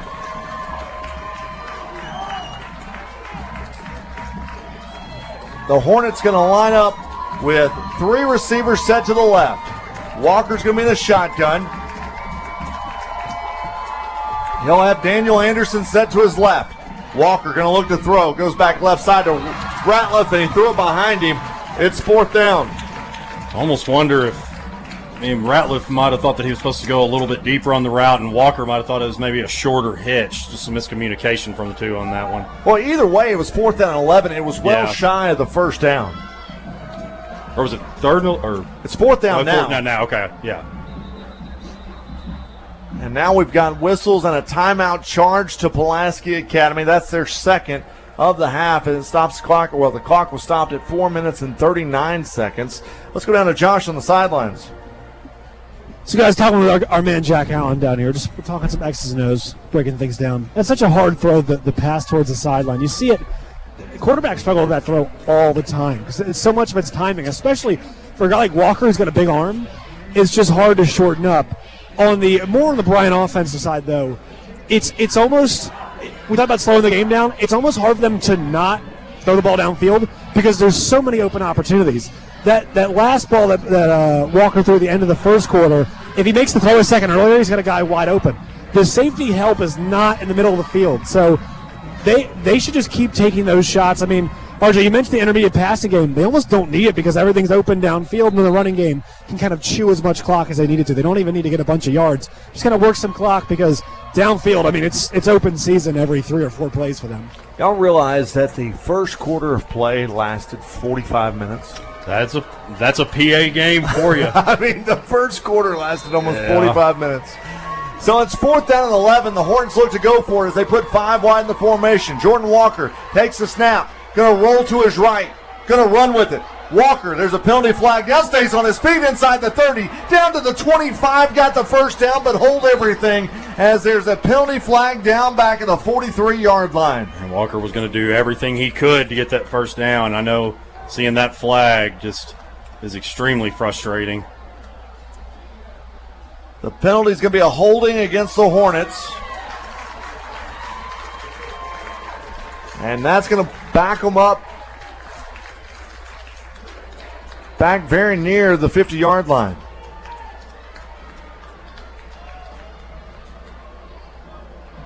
Yeah, that'll put the ball back in Hornet territory at the 48-yard line. I want to remind you that today's game being brought to you by Midtown Plumbing. They are your local drain care specialist. Do you have a slow drain or have a clogged drain? You need to call Midtown today. So the punting unit's going to come on for the Hornets with 4:29 to play left here in the second quarter. As punting it away is Grayson King. It's a high punt. Nobody back for Pulaski Academy. And it's going to hit down inside the 15 at around the 11-yard line. And so that's where Pulaski Academy will have it 1st and 10 with 4:21 to play left here in the second quarter. Tie ball game between Bryant and Pulaski Academy at 14 apiece.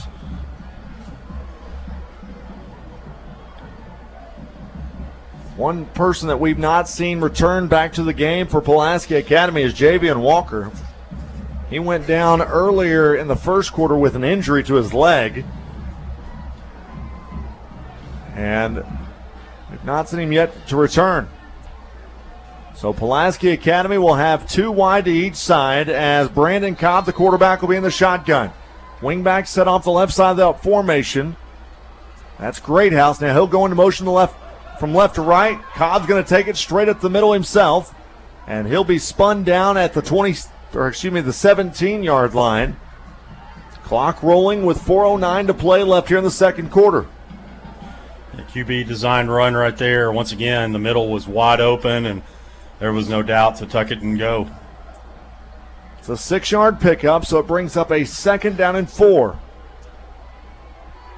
Kotros, the running back, lines up to the left side of Cobb. And they're going to hand it to him. Kotros straight up the middle, and he'll get it past the 20-yard line to the 21. Now we've got a Midtown Plumbing penalty flag down at the 20. I think might have grabbed some face mask.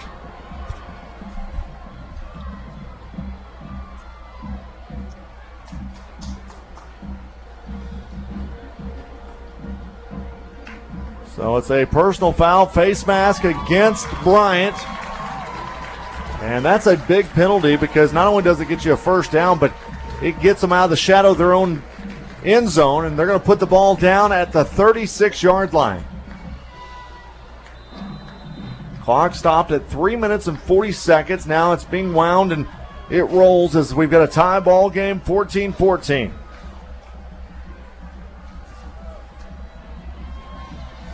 Two receivers to each side. Wingback set up the left side. Man in motion from left to right. That's Hsgotw.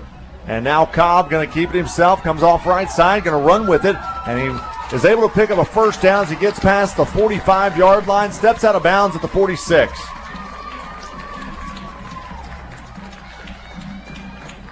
Stops the clock with 3:19 left here in the second. It's 1st and 10 for Pulaski Academy at their own 46-yard line. Brandon Cobb has Kotros to his left.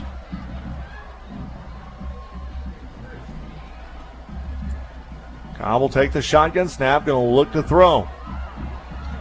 Cobb going big ball down the middle of the field, and it's intercepted down at the 11-yard line. Coming up with it that time for the Hornets, it was Matthew Glover who came up with the interception for Brandon Cobb. That's his 5th interception of the season. Glover has been great all night. He's actually been one of the defensive backs that has been man-to-man with a lot of these receivers and batted a few balls down, but now he's got his, I think you said his 6th interception of the year, his 1st of the night. 1st turnover of the night, actually, for both teams. That's the 5th for Cobb on the season. And so that will bring up a 1st and 10 for the Hornets from the 12-yard line. 3:11 left here in the second quarter. 14-14 is our score.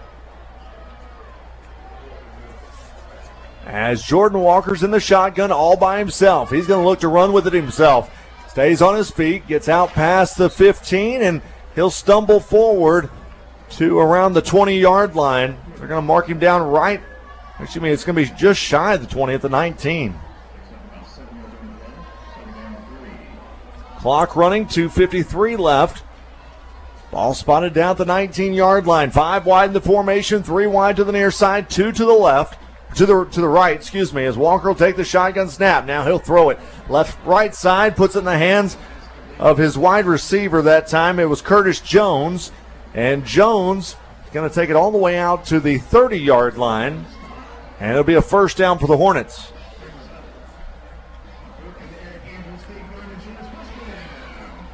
So 3 wide go to the near side, as now they're going to hand it off. This time back to Curtis Jones. Jones stays on his feet, and he'll be very near a first down as he'll take it to the 39-yard line. Bryant not doing anything too crazy here. Some intermediate throws, and then as we saw right there, just putting it on the ground. I think they're probably going to try to get across midfield before they maybe try to go with anything big. 2nd down and 1 after the 9-yard run by Curtis Jones, and they're going to hand it off straight ahead, but we've got Midtown Plumbing penalty flags down as the right side of the formation all jumped. 14-14 is our score between Pulaski Academy and Bryant, as the 5-yard penalty is going to be marked off, and they're going to put the ball down at the 34-yard line. Stops the clock at 2 minutes and 3 seconds left here in the second quarter.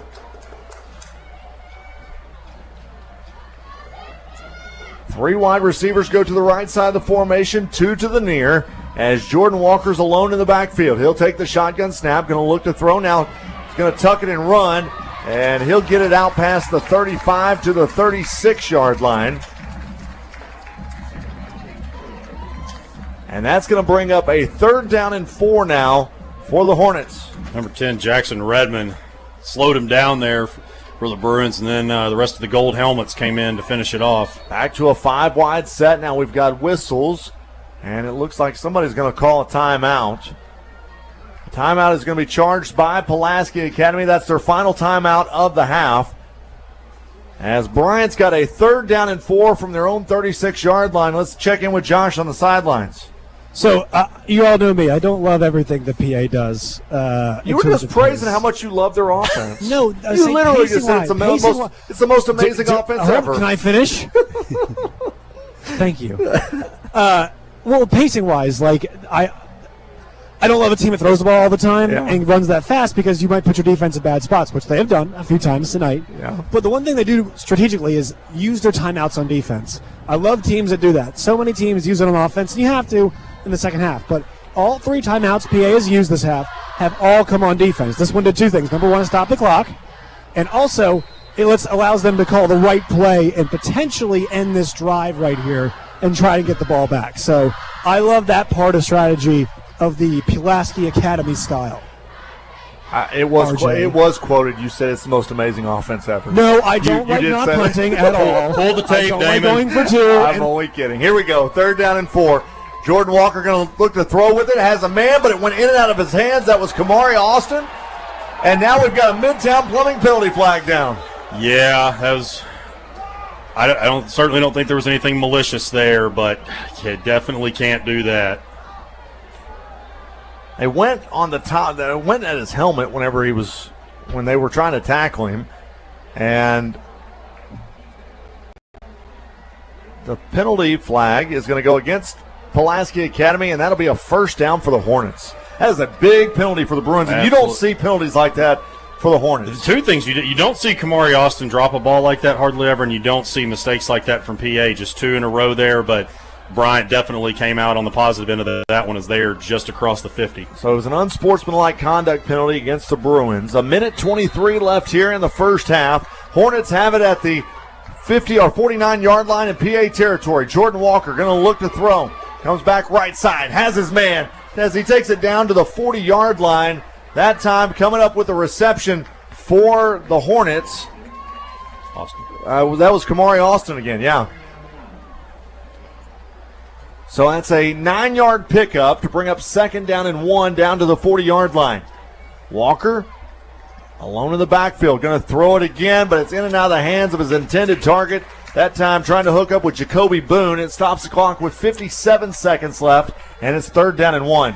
Jacoby Boone caught that first touchdown for Bryant earlier, but way too far in front of him. So 3rd down and 1. Back to a 5-wide formation with 3 receivers to the left side. Jordan Walker going to swing it out left side. Just gets a short dump-off pass, and that time puts it into the hands of his wide receiver, the new guy we've been calling, Caleb Tucker. And that's actually going to lose yardage on the play, 3 yards on the play to bring up 4th down, and now Bryant's going to call a timeout with 44 seconds left. All right, Josh, 4th down, timeout. What do we do? We use the restroom. That's where I am right now. Okay. We'll come back. So it's 4th down and 4 with the ball at the 43-yard line. Well, there's no question that you go for this one, just especially because of the, you're almost, they actually added 3 seconds to the clock, so we got 47 seconds left in the half. But here's the other thing. If you're the Hornets, you've been really successful with Jordan Walker running the ball. Yeah. I mean, just his size, he's able to carry defenders if you get him to the outside. You'd almost think throwing the ball's not been. It's been inconsistent. I'm not going to say it's not been successful, but it's just not been the greatest in the world. Yeah. If you can get Jordan Walker on the outside to let him run a little bit, or even get Myron Thrash on a little quick toss play to the outside, that's why I don't get paid to call offensive plays. But we'll find out here as the Hornets are going to go for it. 4th down and 4. 2 receivers stacked to each side. Walker going to throw. It's in and out of the hands of his intended target, Keaton Lattin. That's the 2nd big drop for Keenan Lattin tonight.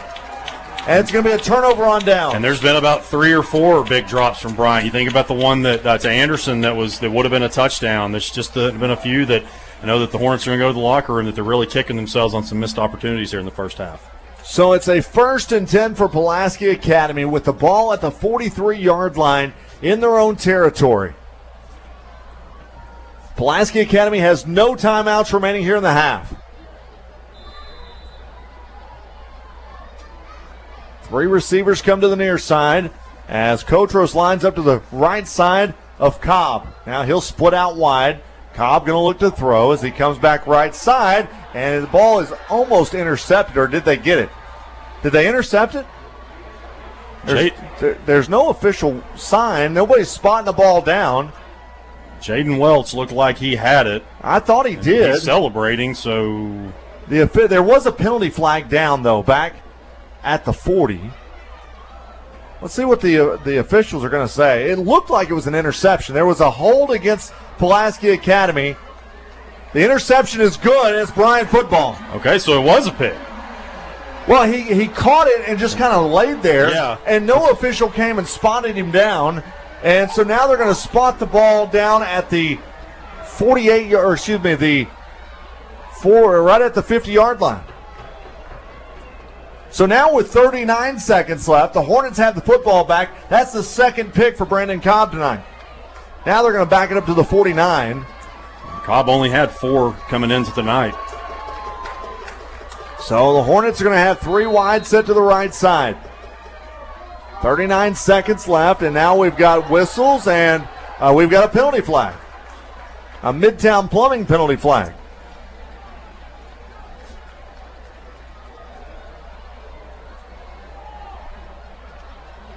Are they going to get – so Peyton Adams exploded off the ball. I mean, he just thought that the play was live. Are they going to flag it? No, they just got – okay. Yeah, okay. They just went encroachment on the defense. Okay. And so that'll put the ball down at the 46-yard line in Pulaski Academy territory. It's going to be a first down and 5 as the running back is going to be Curtis Jones for Bryant. They're going to hand it to him. He'll work to the right side. Curtis Jones has a convoy of blockers in front of him as he gets down to the 36-yard line. It'll stop the clock after the first down at 32 seconds as the Hornets get to the line of scrimmage. They're really flirting with field goal range. First and 10, clock rolls at 29 seconds now. Jordan Walker alone in the backfield with 5 wide in the formation. Walker going to look to throw. It's in and out of the hands of Carter Ratliff that time. I will say that Jordan Walker he's throwing fastballs at his receivers at close distances, but this is not normal to see guys like Carter Ratliff and Keenan Latin dropping balls that are right at them. That's right. There has been some key drops. That has been, as we've talked about it ad nauseum throughout Jordan's career. I mean, anytime on a deep ball, just about, he's going to hit it, but short throws have been somewhat of his kryptonite throughout his career. 21 seconds left here in the second. Walker will take the shotgun snap, going to look to throw, comes back left side, has a man wide open. That is Tucker inside the 20, makes a move, down inside the 10 with 14 seconds left as the Hornets are going to work quickly, and now Bryant's going to call a timeout. They had 2 left in the half. Little shocked to see him that wide open. Again, that's not a kid that you see a lot on film this year. But, I mean, to be that wide open with how much they've targeted him, that's kind of shocking to see. Well, and really, Caleb Tucker's not been really in the offense at all all season long. Mm-hmm. I'd be interested from Josh to talk with Quad Sanders at halftime about, the involvement of Caleb Tucker and how he's worked his way into the offense. But it stops the clock with the timeout at 14 seconds left here in the second quarter. We've got a tie ball game, 14-14, as the Hornets are threatening as they've got the ball at the 9-yard line. Today's game being brought to you by the Highway 270 Grill and Poen. There's something for the whole family at the Highway 270 Grill and Poen. And Kyle, next week we are going to make the drive down to Highway 270 as we are going to do, for the first time in Buzz history, we are going to do a game at Poen as they take on Carlisle in our high school football game of the week next week. I'm looking forward to it.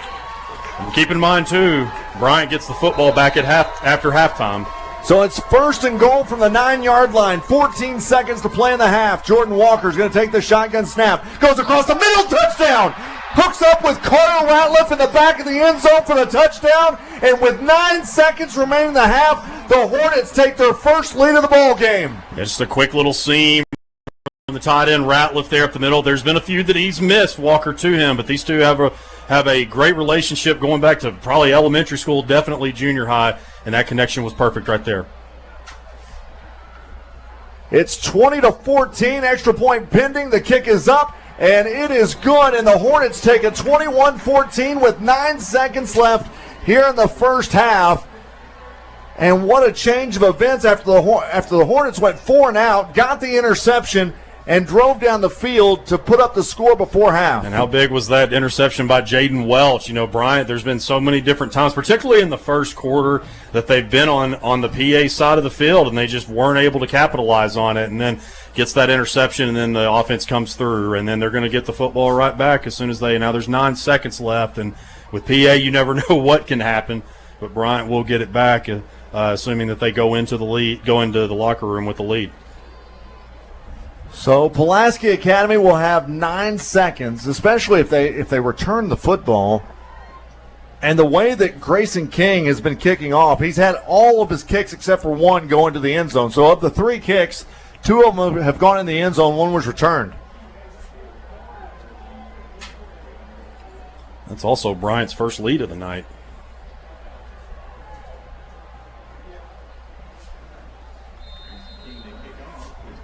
So 21-14 Hornets as the kickoff by Grayson King sails down. And it's going to be caught at the 2-yard line and fumbled, and it went out of bounds at the 2-yard line. Very uncharacteristic of Colin right there. He's known for being a 3-year starter at defensive back, but he's also returned kicks off and on throughout his career. You don't see that too often. That is a big play for Pulaski Academy because it hit off of his chest, went out of bounds at the 2. There's 6 seconds remaining in the half.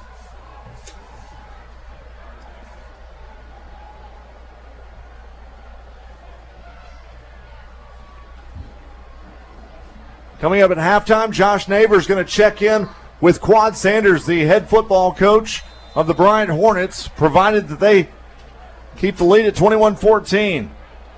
Pulaski Academy. They've got it at the 2-yard line.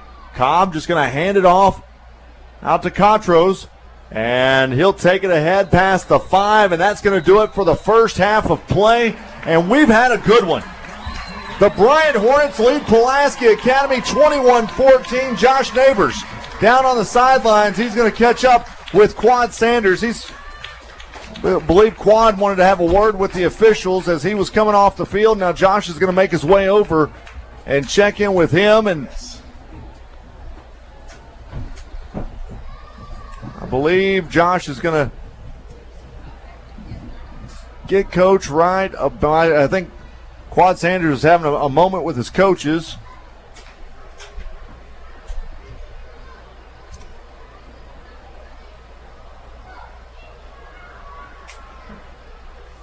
And I think Josh is making his way over. Josh, you want to take it away?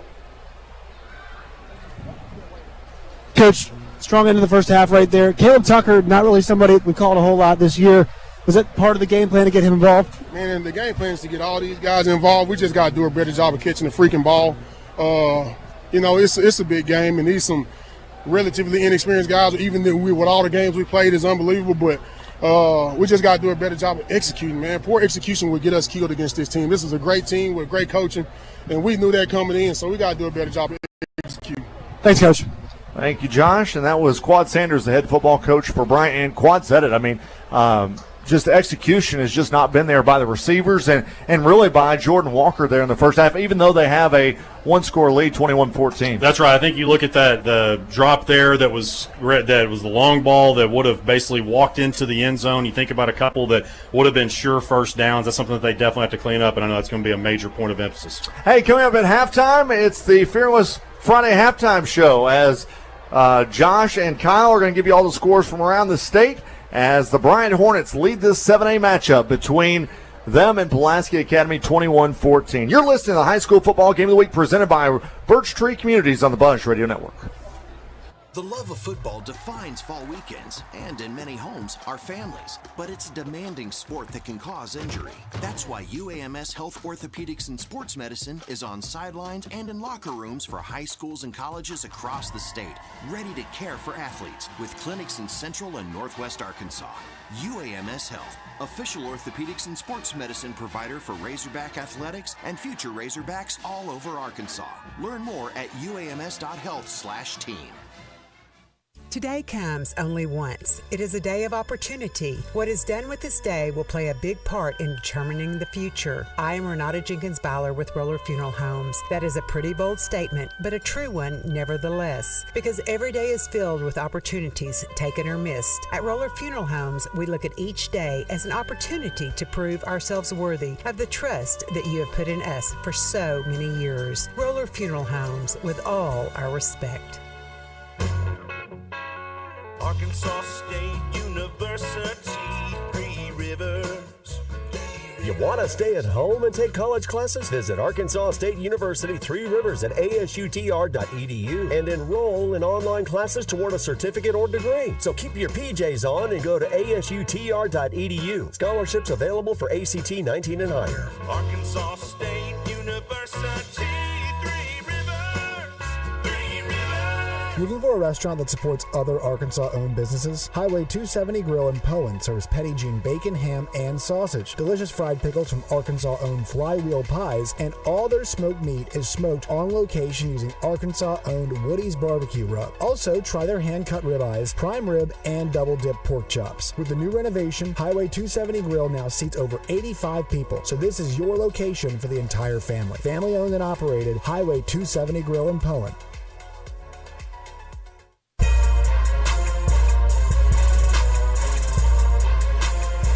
Back in Bryant for the Fearless Friday halftime show. We're at Hornets Stadium where the Bryant Hornets lead the Pulaski Academy Bruins 21-14 alongside Josh Neighbors. My name's Kyle Sutherland. And Josh, it's pretty much in a way what we thought it would be. I think that talked to a lot of people. There was no question it was going to be a close first half. PA has definitely probably surpassed expectations of many. I think that, the questions of them, how are they going to compete in 7A, particularly against a team like Bryant, I think that they've answered a lot of those. Now, Bryant has helped them some, but their defensive line's playing pretty well. Brandon Cobb has really taken what the defense has given him. They're just doing – I know they lost Javion Walker, and that's kind of remains to be seen what happens with him, but overall kind of what we expected. Yeah, I think so much of it's on Cobb. But, this offense puts so much on the quarterback, especially in a game like this where they're just not going to run the ball. I think they've had 2 carries from guys who are non-quarterbacks. So when you put the decision-making on him, he's been elusive. He's made the right decisions. And honestly, the interception he threw was essentially an arm punt, which is ironic because they don't punt a lot in this offense. Yeah. But, yeah, I've been really impressed with them on both sides of the ball. The one glaring hole is the secondary and kind of towards the middle. But you know what? That's kind of the point of this.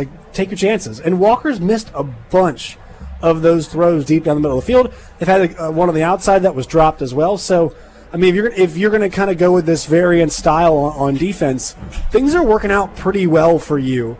And Cobb is playing. He's playing a really good game so far.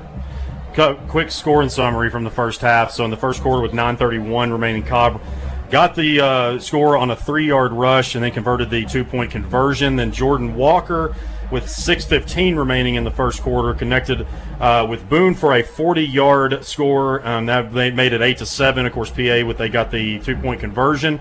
And then Cobb to Greathouse, 50 yards, 2-point.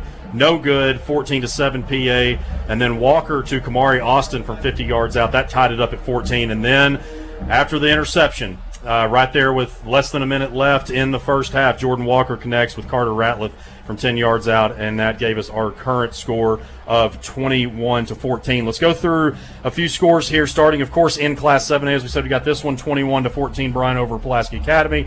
Conway is shutting out Cabot 35-0. Also, Little Rock Christian shutting out Little Rock Central 28-0. Little Rock Southwest, they are up on North Little Rock 20-14. And Josh, this one is significant because Little Rock Southwest, they've been around since 2020. I believe it's 3 wins, 4 technically with a forfeit from 2021. They've got 3 wins in program history, and or maybe 4. They've got 2 over Central, 2 over Rogers Heritage. So this, if they beat the Charging Wildcats, that would be the first victory that they have over a school not Little Rock Central or Rogers Heritage. Rogers Mounties are shutting out Bentonville West 35-0. Fort Smith Northside is down to defending 7A champion Fayetteville 21-7. Bentonville big over Rogers Heritage 41-0. Springdale leading crosstown rival, of course, Springdale Bulldogs. They're 5-0 for the first time since that famed 2005 season. They are leading Harbor 28-14. Down in Class 6A, Little Rock Catholic, undefeated Little Rock Catholic, currently leads Jonesboro 20-0.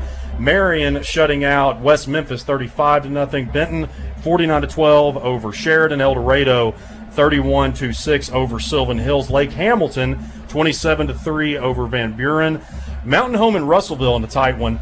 That one, it looks like, is in the third quarter. The Bombers are leading that one 13-0. Fort Smith Southside 20-3 over Shiloh Christian. I don't know that a lot of people saw that one come. Of course, Shiloh Christian had that big win where they really took off in the second half against against Mountain Home last week. And then Greenwood, no surprise here, taking care of business against Siloam Springs, 49-0. We're going to go ahead and take our first break. When we come back, we will give you some more scores in Class 4 and 5A. You're listening to the High School Game of the Week, presented by Birch Street Communities on the Buzz Radio Network. Fall in Arkansas. It's Friday Night Lights, tailgates, sweater weather. You know it. The Crane team knows it.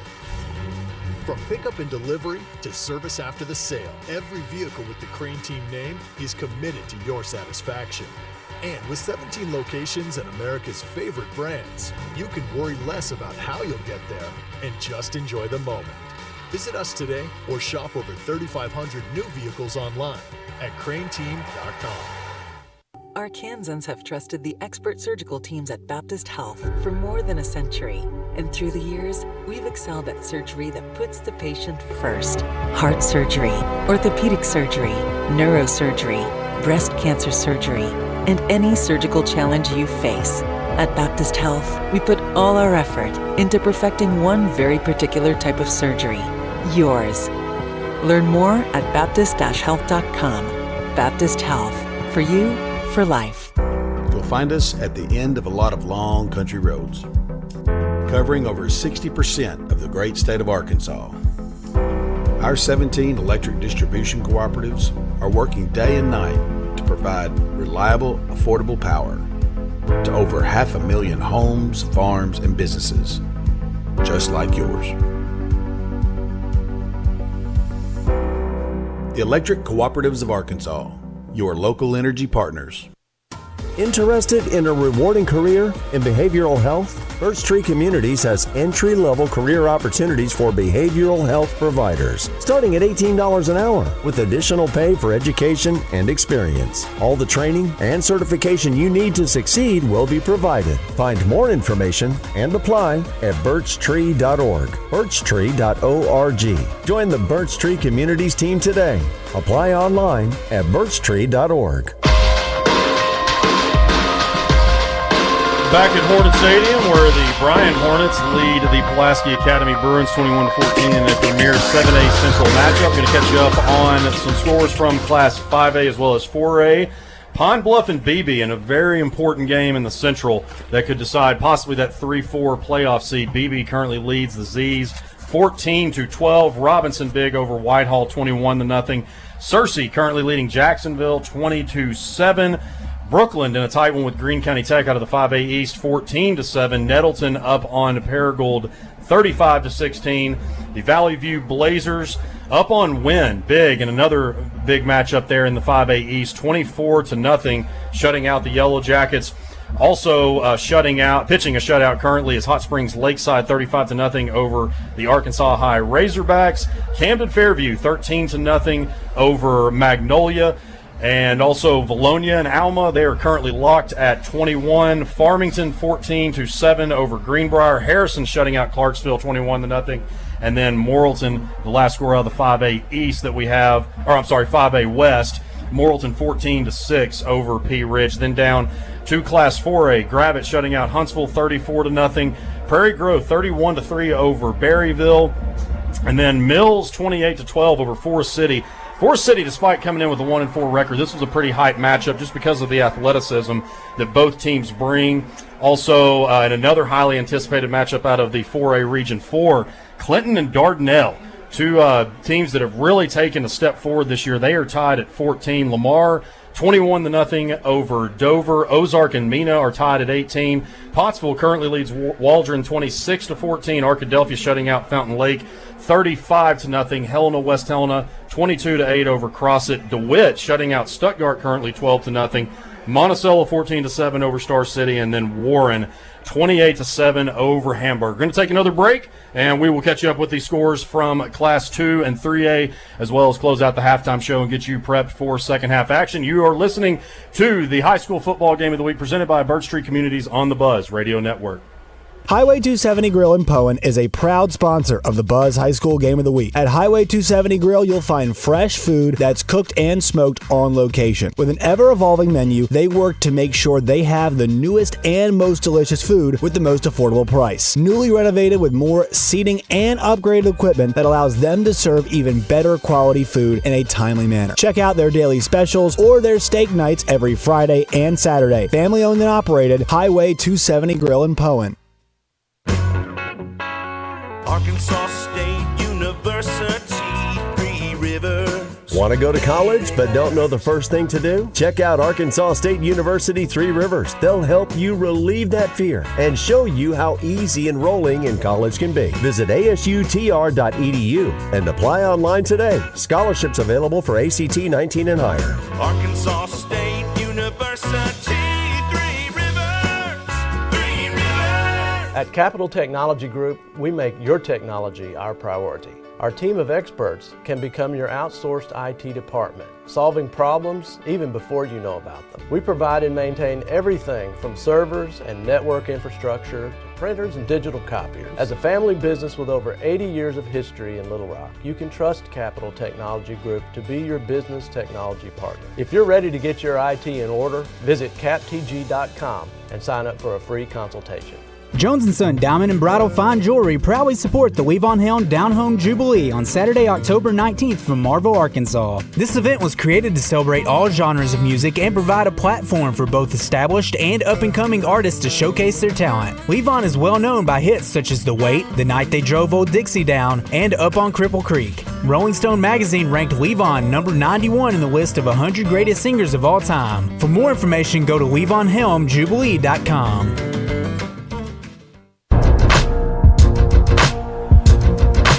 Wrapping things up here on the Fearless Friday halftime show from Hornets Stadium, where the Bryan Hornets, I had to look at the score again, even though I've said it so many times, where the Bryan Hornets lead the Pulaski Academy Bruins 21-14. Kyle Sutherland alongside Josh Neighbors going to give you some scores here from Class 3A. Hackett is down to Charleston 21-16. Boonville currently leading Greenland 27-14, Mansfield 44-6 over Lavaca. Salem, they're just edging Atkins 16-14. Quitman, big over Episcopal Collegiate 34-14. Hamburg narrowly up on Manila 14-7. Also another big one out of the 3A3. Osceola currently leading Newport by a point 15-14. Rivercrest big over Hoxie 28-0. Also pitching a shutout is Walnut Ridge 43-0 over Piglet. Danville is currently up on Cutter Morning Star 14-6. Perryville 19-3 over Perryville 19-3 over Paris. Prescott 28-0 over Harmony Grove OC. Dumas 28-0 over Barton, and then Risen 25-13 over McGee. Then down to Class 2A. Hector pitching a shutout over Mountainburg 47-0. Also Conway Christian is blanking Jonesboro County West Side right now. Desart 38-16 over Mark Tree. The Eagles definitely had a lot of hype coming in. Their only loss, of course, to who many consider the favorite being Carlisle. And Mark Tree, their only loss to 3A Newport. So felt like this was going to be a mostly equal matchup, but the Eagles really taking care of business at home. East Poinsett County currently trailing Cross County 14-12. McCrory big over Izard County Consolidated 30-0. Murfreesboro 28-16 over Dirks. Mineral Springs 28-6 over Foreman. Junction City also 28-6 over Gurdon. And then last but not least, Poen, where we will be next week 20-8. Josh, I know you were excited about. We'll hopefully get a chance to try out Highway 270 Grill. We keep hearing RJ talk about it every single week and how good it is. And I know that we get a chance to try that next week. But this is also going to be your first time in Poen, which you're in for a treat. Yeah, I've not been to Poen. I'm excited to try Highway 270 Grill. And some idea that I'm resenting it. No, I just didn't want to go. We had to go to Searcy or Arkadelphia because, hey, we could go to Poen, which we're doing. So Kate Moore says it's highly recommended. RJ says it's highly recommended. And ironically enough, Justin Moore will be in my hometown of Richmond, Virginia next week. That's on the crazy. same night that I will be in his hometown of Poen, Arkansas. That's right. Yeah, he's got a concert there. He that's does. Right. Yes. Yeah, that's So, really crazy. Kind of odd how that works out. So yeah, I'm very pumped to do that. And also, I always love doing the 2A games. Yeah, absolutely. Love the small town ball. We had a chance to do Carlisle and Junction City earlier this year, and so love to give the small school some love as well. Well, as we wrap it up here on the halftime show. Some keys to the second half for Mr. Josh Neighbors. Yeah, so I think Bryant, let's lean on, I would lean on the, like if I'm them, not saying I'm rooting for him, I would lean on the offensive line. That's what I would do. And man, if I'm PA, keep leaning on Cobb. He's gotten you this far, this point in time. And, and see if you can keep getting that pass rush. One thing that we saw in the Benton Bryant game, Jordan Walker was a lot more comfortable in the second half. I'm wondering if that's going to be the case in this game as well. That's kind of what I was thinking too, is really – other than last week in the first quarter whenever Little Rock Christian essentially played keep away and then Bryant ran away with it, this Bryant offense has really clicked on all cylinders. Now, I know it's not that they haven't at times, but right. It's been some Jekyll and Hyde, but for the most part, they have clicked on all cylinders while averaging 45 points per game throughout the first half of the season. Well, we're going to take our final break. We've got about 2.5 minutes until we really get things kicking before we get the teams back out and get you set for the second half. You are listening to the high school football game of the week presented by Birch Tree Communities on the Buzz Radio Network. Birch Tree Communities is a behavioral health provider caring for adults living with severe mental illness and a supportive home environment. The staff serves as a guide to members on their journey to independence and a satisfying life in the community. If you have a client, friend, or loved one diagnosed with schizophrenia, schizoaffective, or bipolar disorder and in need of care, please go to birchtree.org, birchtree.org for more information, or call Birch Tree Communities today.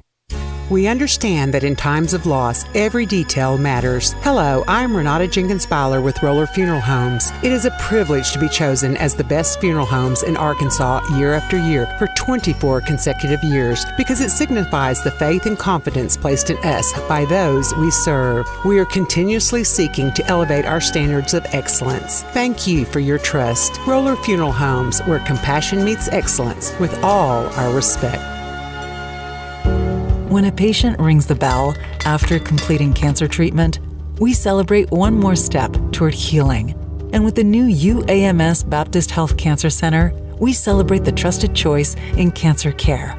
The two greatest healthcare forces in Arkansas have come together to deliver second-to-none treatments with the latest technology, all in celebration of you. Learn more at baptist-healthcancercenter.com.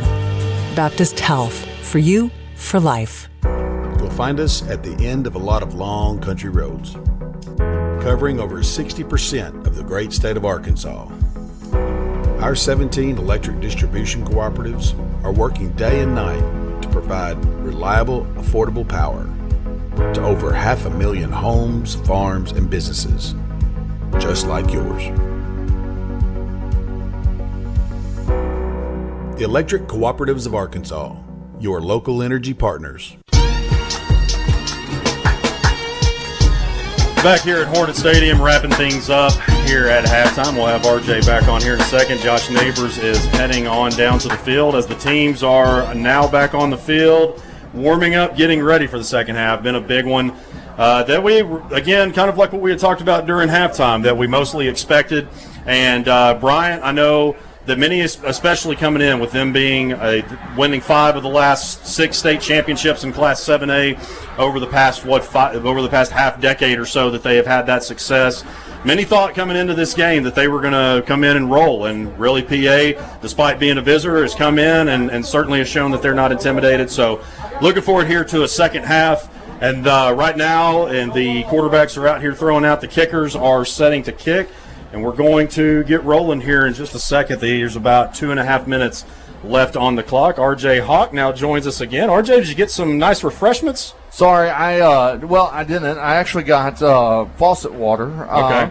Because of the fact that the concession stand line was really, really long. And so I really was just trying to get – and plus it's hot. Here's the thing for those – and I'm not trying to sound like it's a bougie thing, but at Bryant, we are essentially in a closet, right? And so – I had to get outside. I was sweating a little bit, so I was out there. Having that door open does help a little bit, just to kind of circulate some stuff. It also helps the echo as well. It does. So, So first half, it was an interesting first half. A lot of passes there between both teams in the first half. Yeah, that's right, and that's the main thing. Is it was really, that's kind of what Josh and I were talking about in that last segment. It's been, especially for Bryant in the passing game, been somewhat Jekyll and Hyde. They've had some really great long completions, especially that long one that they had on the guy was wide open on the post route.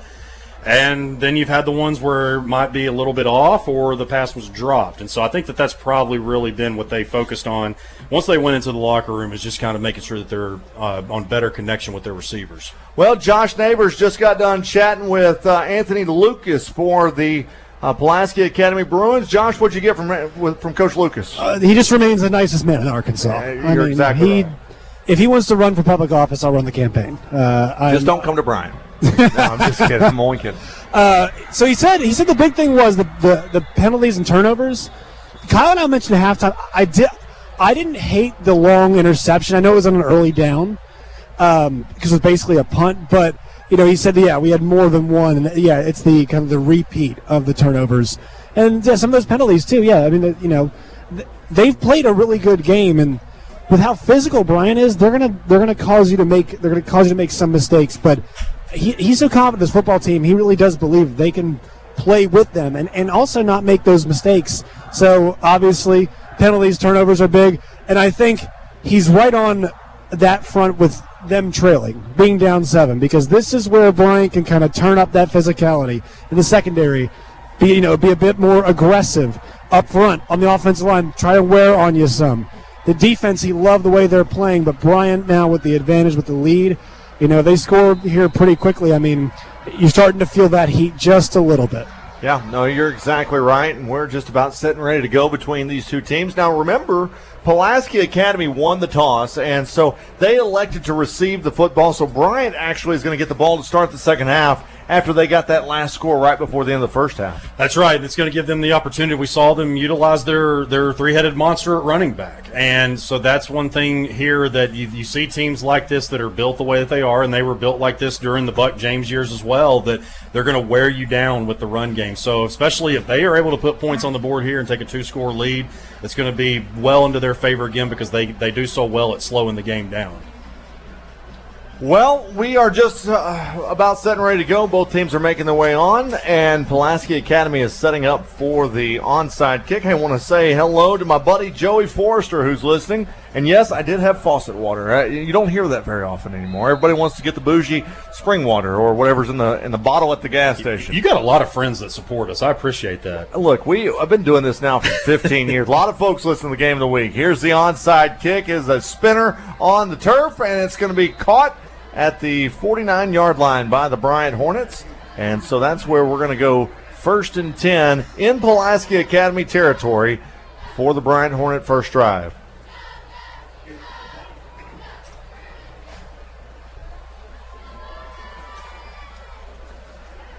So the Hornets going to have it 1st and 10 from the 49 as they're going to line it up. The running back is going to be Myron Thrash. He'll line up to the right side of Jordan Walker. 2 wide, go to the right side. Carter Ratliff is going to be the wing back off the right side of the formation with a single back or single receiver to the left side. They're going to hand it off to Thrash. He'll go straight ahead. Has a running lane past the 35, 25, 10. He's going to go walk the dog. Touchdown. There it is. Another great that play that they love. They start Ratliff on the right side as the wingback. They send him in motion. Then he comes back across. He blocks and kicks out the defensive end and sends Thrash off to the races. One play. He's able to go 49 yards for the touchdown. The Hornets extend their lead to 27-14.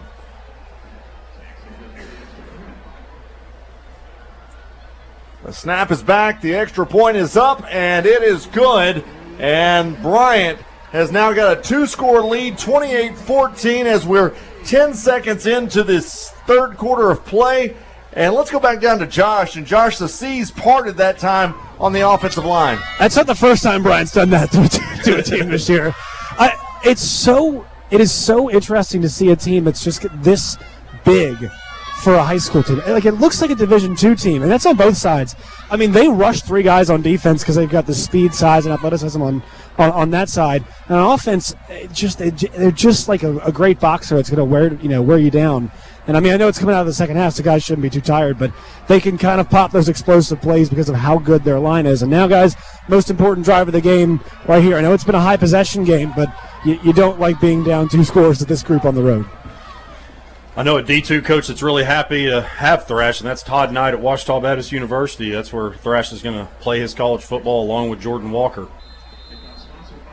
So it's going to be a kickoff for the Hornets as King will put a foot into it. It's an end-over-end kick that'll be taken down at the 8-yard line, and it'll be brought up this time by Colon, and Colon's going to go out of bounds just shy of the 25-yard line, and that's where Pulaski Academy will have it 1st and 10. And this is where it gets interesting, Arch, because if I don't believe Javion Walker is back in the game, and he's just such a dynamic player with both in the passing game and in the run game, and down 2 scores, definitely going to hurt not having him out there.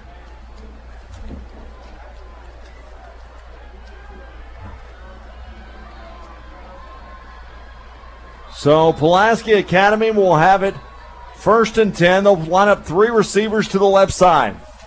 Cobb will be in the shotgun. Cobb will take the snap. He'll roll to his left. Under pressure. Throws it to the left. Has a man. And he's going to hook up that time with his wide receiver, Cotros. And Cotros is going to be about 2 yards shy of the first down. Matthew Ferguson was right there to get him right as soon as he got it.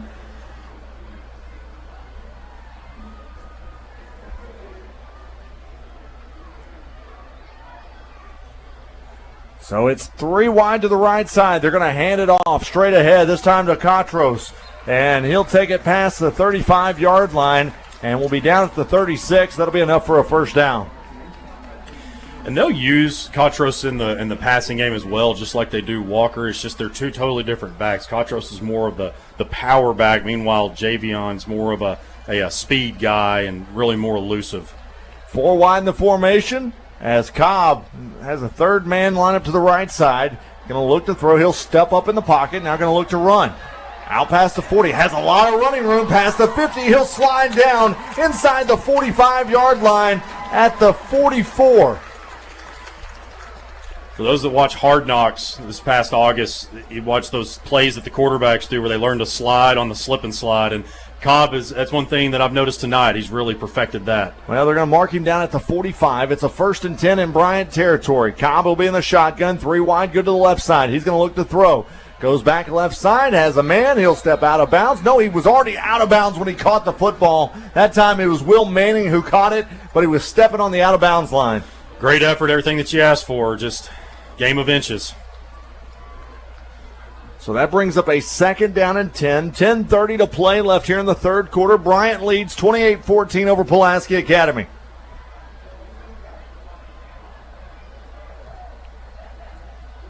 Brandon Cobb in the shotgun has got Cotros sliding to his left. Cobb going to look to throw. Steps up in the pocket. Goes back right side. Has a man. And that time he was able to hook up with Hsgotw, who was able to come down with it inside the 35 down to the 33-yard line. Plenty of time to throw right there. And as we talked about in the first half, if you give Brandon Cobb time, he's going to find somebody with just the way that they run these routes. Just incredible protection on that play. 1st and 10, 3 wide, go to the left, 2 to the right. Cobb's going to keep it himself, go straight up the middle as he'll sidestep a defender, get inside the 30-yard line, and be taken down to 28.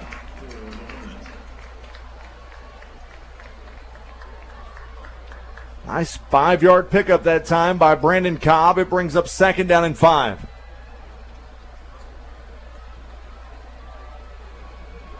Pulaski Academy going to line up with 3 wide to the left side as Cotros is going to come to the right side of Brandon Cobb. Cobb going to take the shotgun snap. It's a low snap. Now he's going to look to step up in the pocket. Comes back right now. Now he's going to run with it. Gets past the 25. He'll be drugged down at the 24-yard line. And there's a Midtown Plumbing penalty flag down at the 24. I know PA looked like they wanted a horse collar. Let's see if that may have been what it was.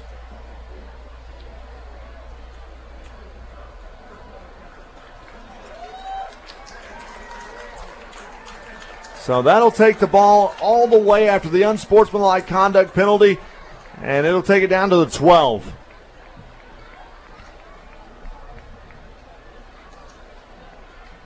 So they'll wind the clock down to 9:22 and counting. It's first down and 10. Pulaski Academy can still get a first down as they get to the 1-yard line. Cobb will have 4 receivers set to the right side. 1 receiver to the left. Cobb will keep it himself. He'll go straight ahead, and he'll get it to the 10. A little bit of a scrum there, trying to get him back on his feet.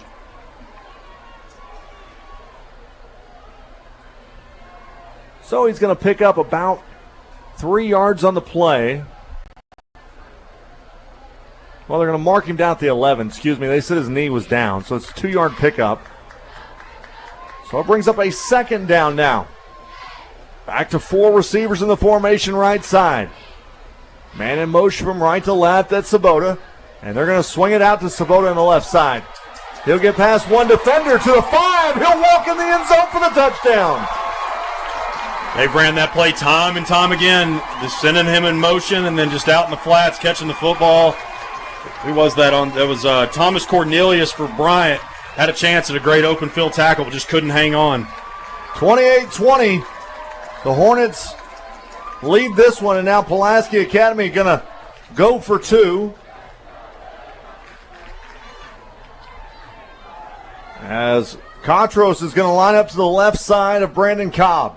3 receivers in the formation right side. Cobb will take the shotgun snap, going to look to throw. And he'll step up, bounce it back out left side. He's running for the end zone. He'll walk in for the 2-point conversion.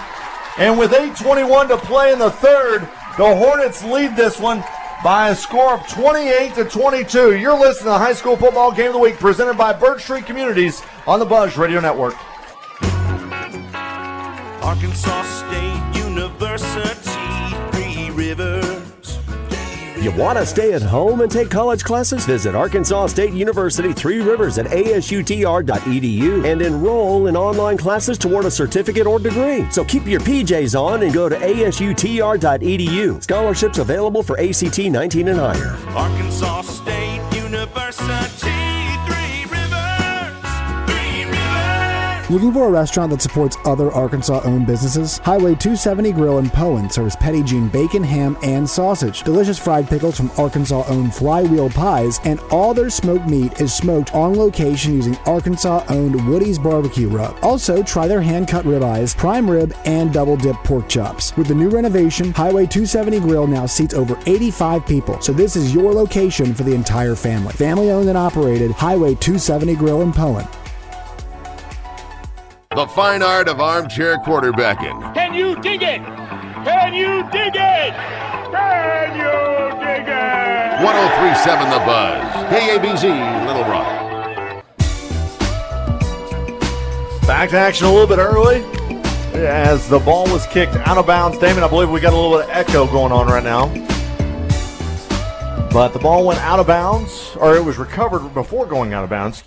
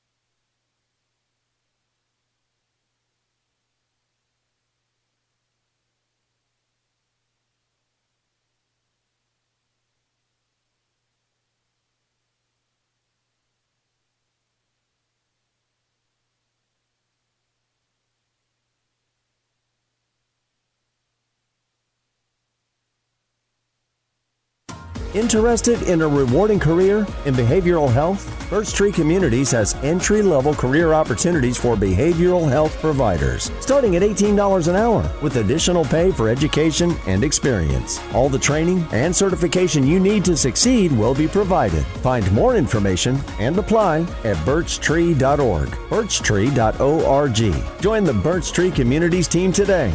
Apply online at birchtree.org.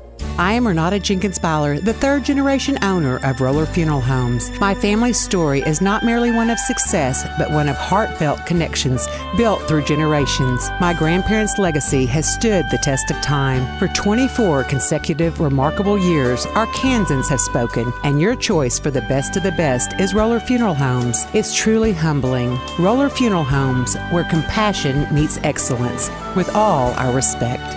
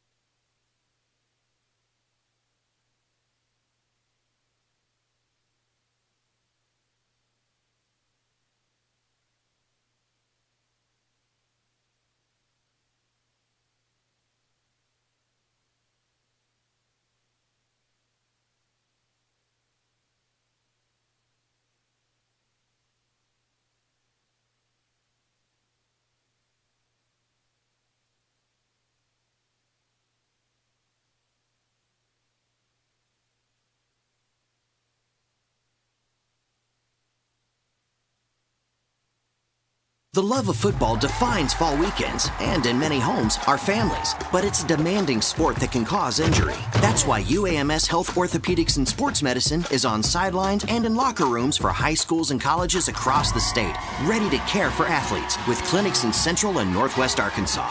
UAMS Health, official orthopedics and sports medicine provider for Razorback athletics and future Razorbacks all over Arkansas. Learn more at uams.health/team. You'll find us at the end of a lot of long country roads, covering over 60% of the great state of Arkansas. Our 17 electric distribution cooperatives are working day and night to provide reliable, affordable power to over 500,000 homes, farms, and businesses, just like yours.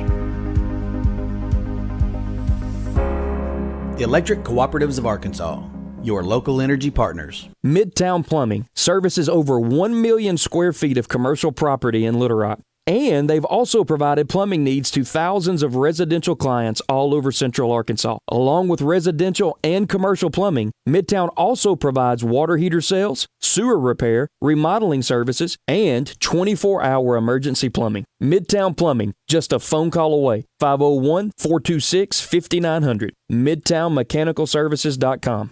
Entergy works for the moments you live for. The joy. The heart. Here's your boy. The wonder. And if we do this, our robot should... At Entergy, we're dedicated to powering each moment, today and for future generations. We're leading the way with a cleaner, more reliable grid to power every day. Because these moments matter. Your graduating class. We power life. Entergy. Arkansans have trusted the expert surgical teams at Baptist Health for more than a century. And through the years, we've excelled at surgery that puts the patient first. Heart surgery, orthopedic surgery, neurosurgery, breast cancer surgery, and any surgical challenge you face. At Baptist Health, we put all our effort into perfecting one very particular type of surgery, yours. Learn more at baptist-health.com. Baptist Health, for you, for life. Highway 270 Grill in Poen is a proud sponsor of the Buzz High School Game of the Week. At Highway 270 Grill, you'll find fresh food that's cooked and smoked on location. With an ever-evolving menu, they work to make sure they have the newest and most delicious food with the most affordable price. Newly renovated with more seating and upgraded equipment that allows them to serve even better quality food in a timely manner. Check out their daily specials or their steak nights every Friday and Saturday. Family owned and operated, Highway 270 Grill in Poen. Hello, I'm Renata Jenkins-Byler, the third generation of Roller Funeral Homes. In the heart of Arkansas, where compassion meets excellence, my family's legacy has stood the test of time. When you turn to Roller Funeral Homes, you are not just relying on a service, you are embracing a cherished family tradition. For the past 24 consecutive years, you have chosen Roller Funeral Homes as the best of the best, and we are truly humbled and thankful. Roller Funeral Homes, where compassion meets excellence, with all our respect. Arkansas State University, 3 Rivers. Want to go to college but don't know the first thing to do? Check out Arkansas State University 3 Rivers. They'll help you relieve that fear and show you how easy enrolling in college can be. Visit asutr.edu and apply online today. Scholarships available for ACT 19 and higher. Arkansas State University.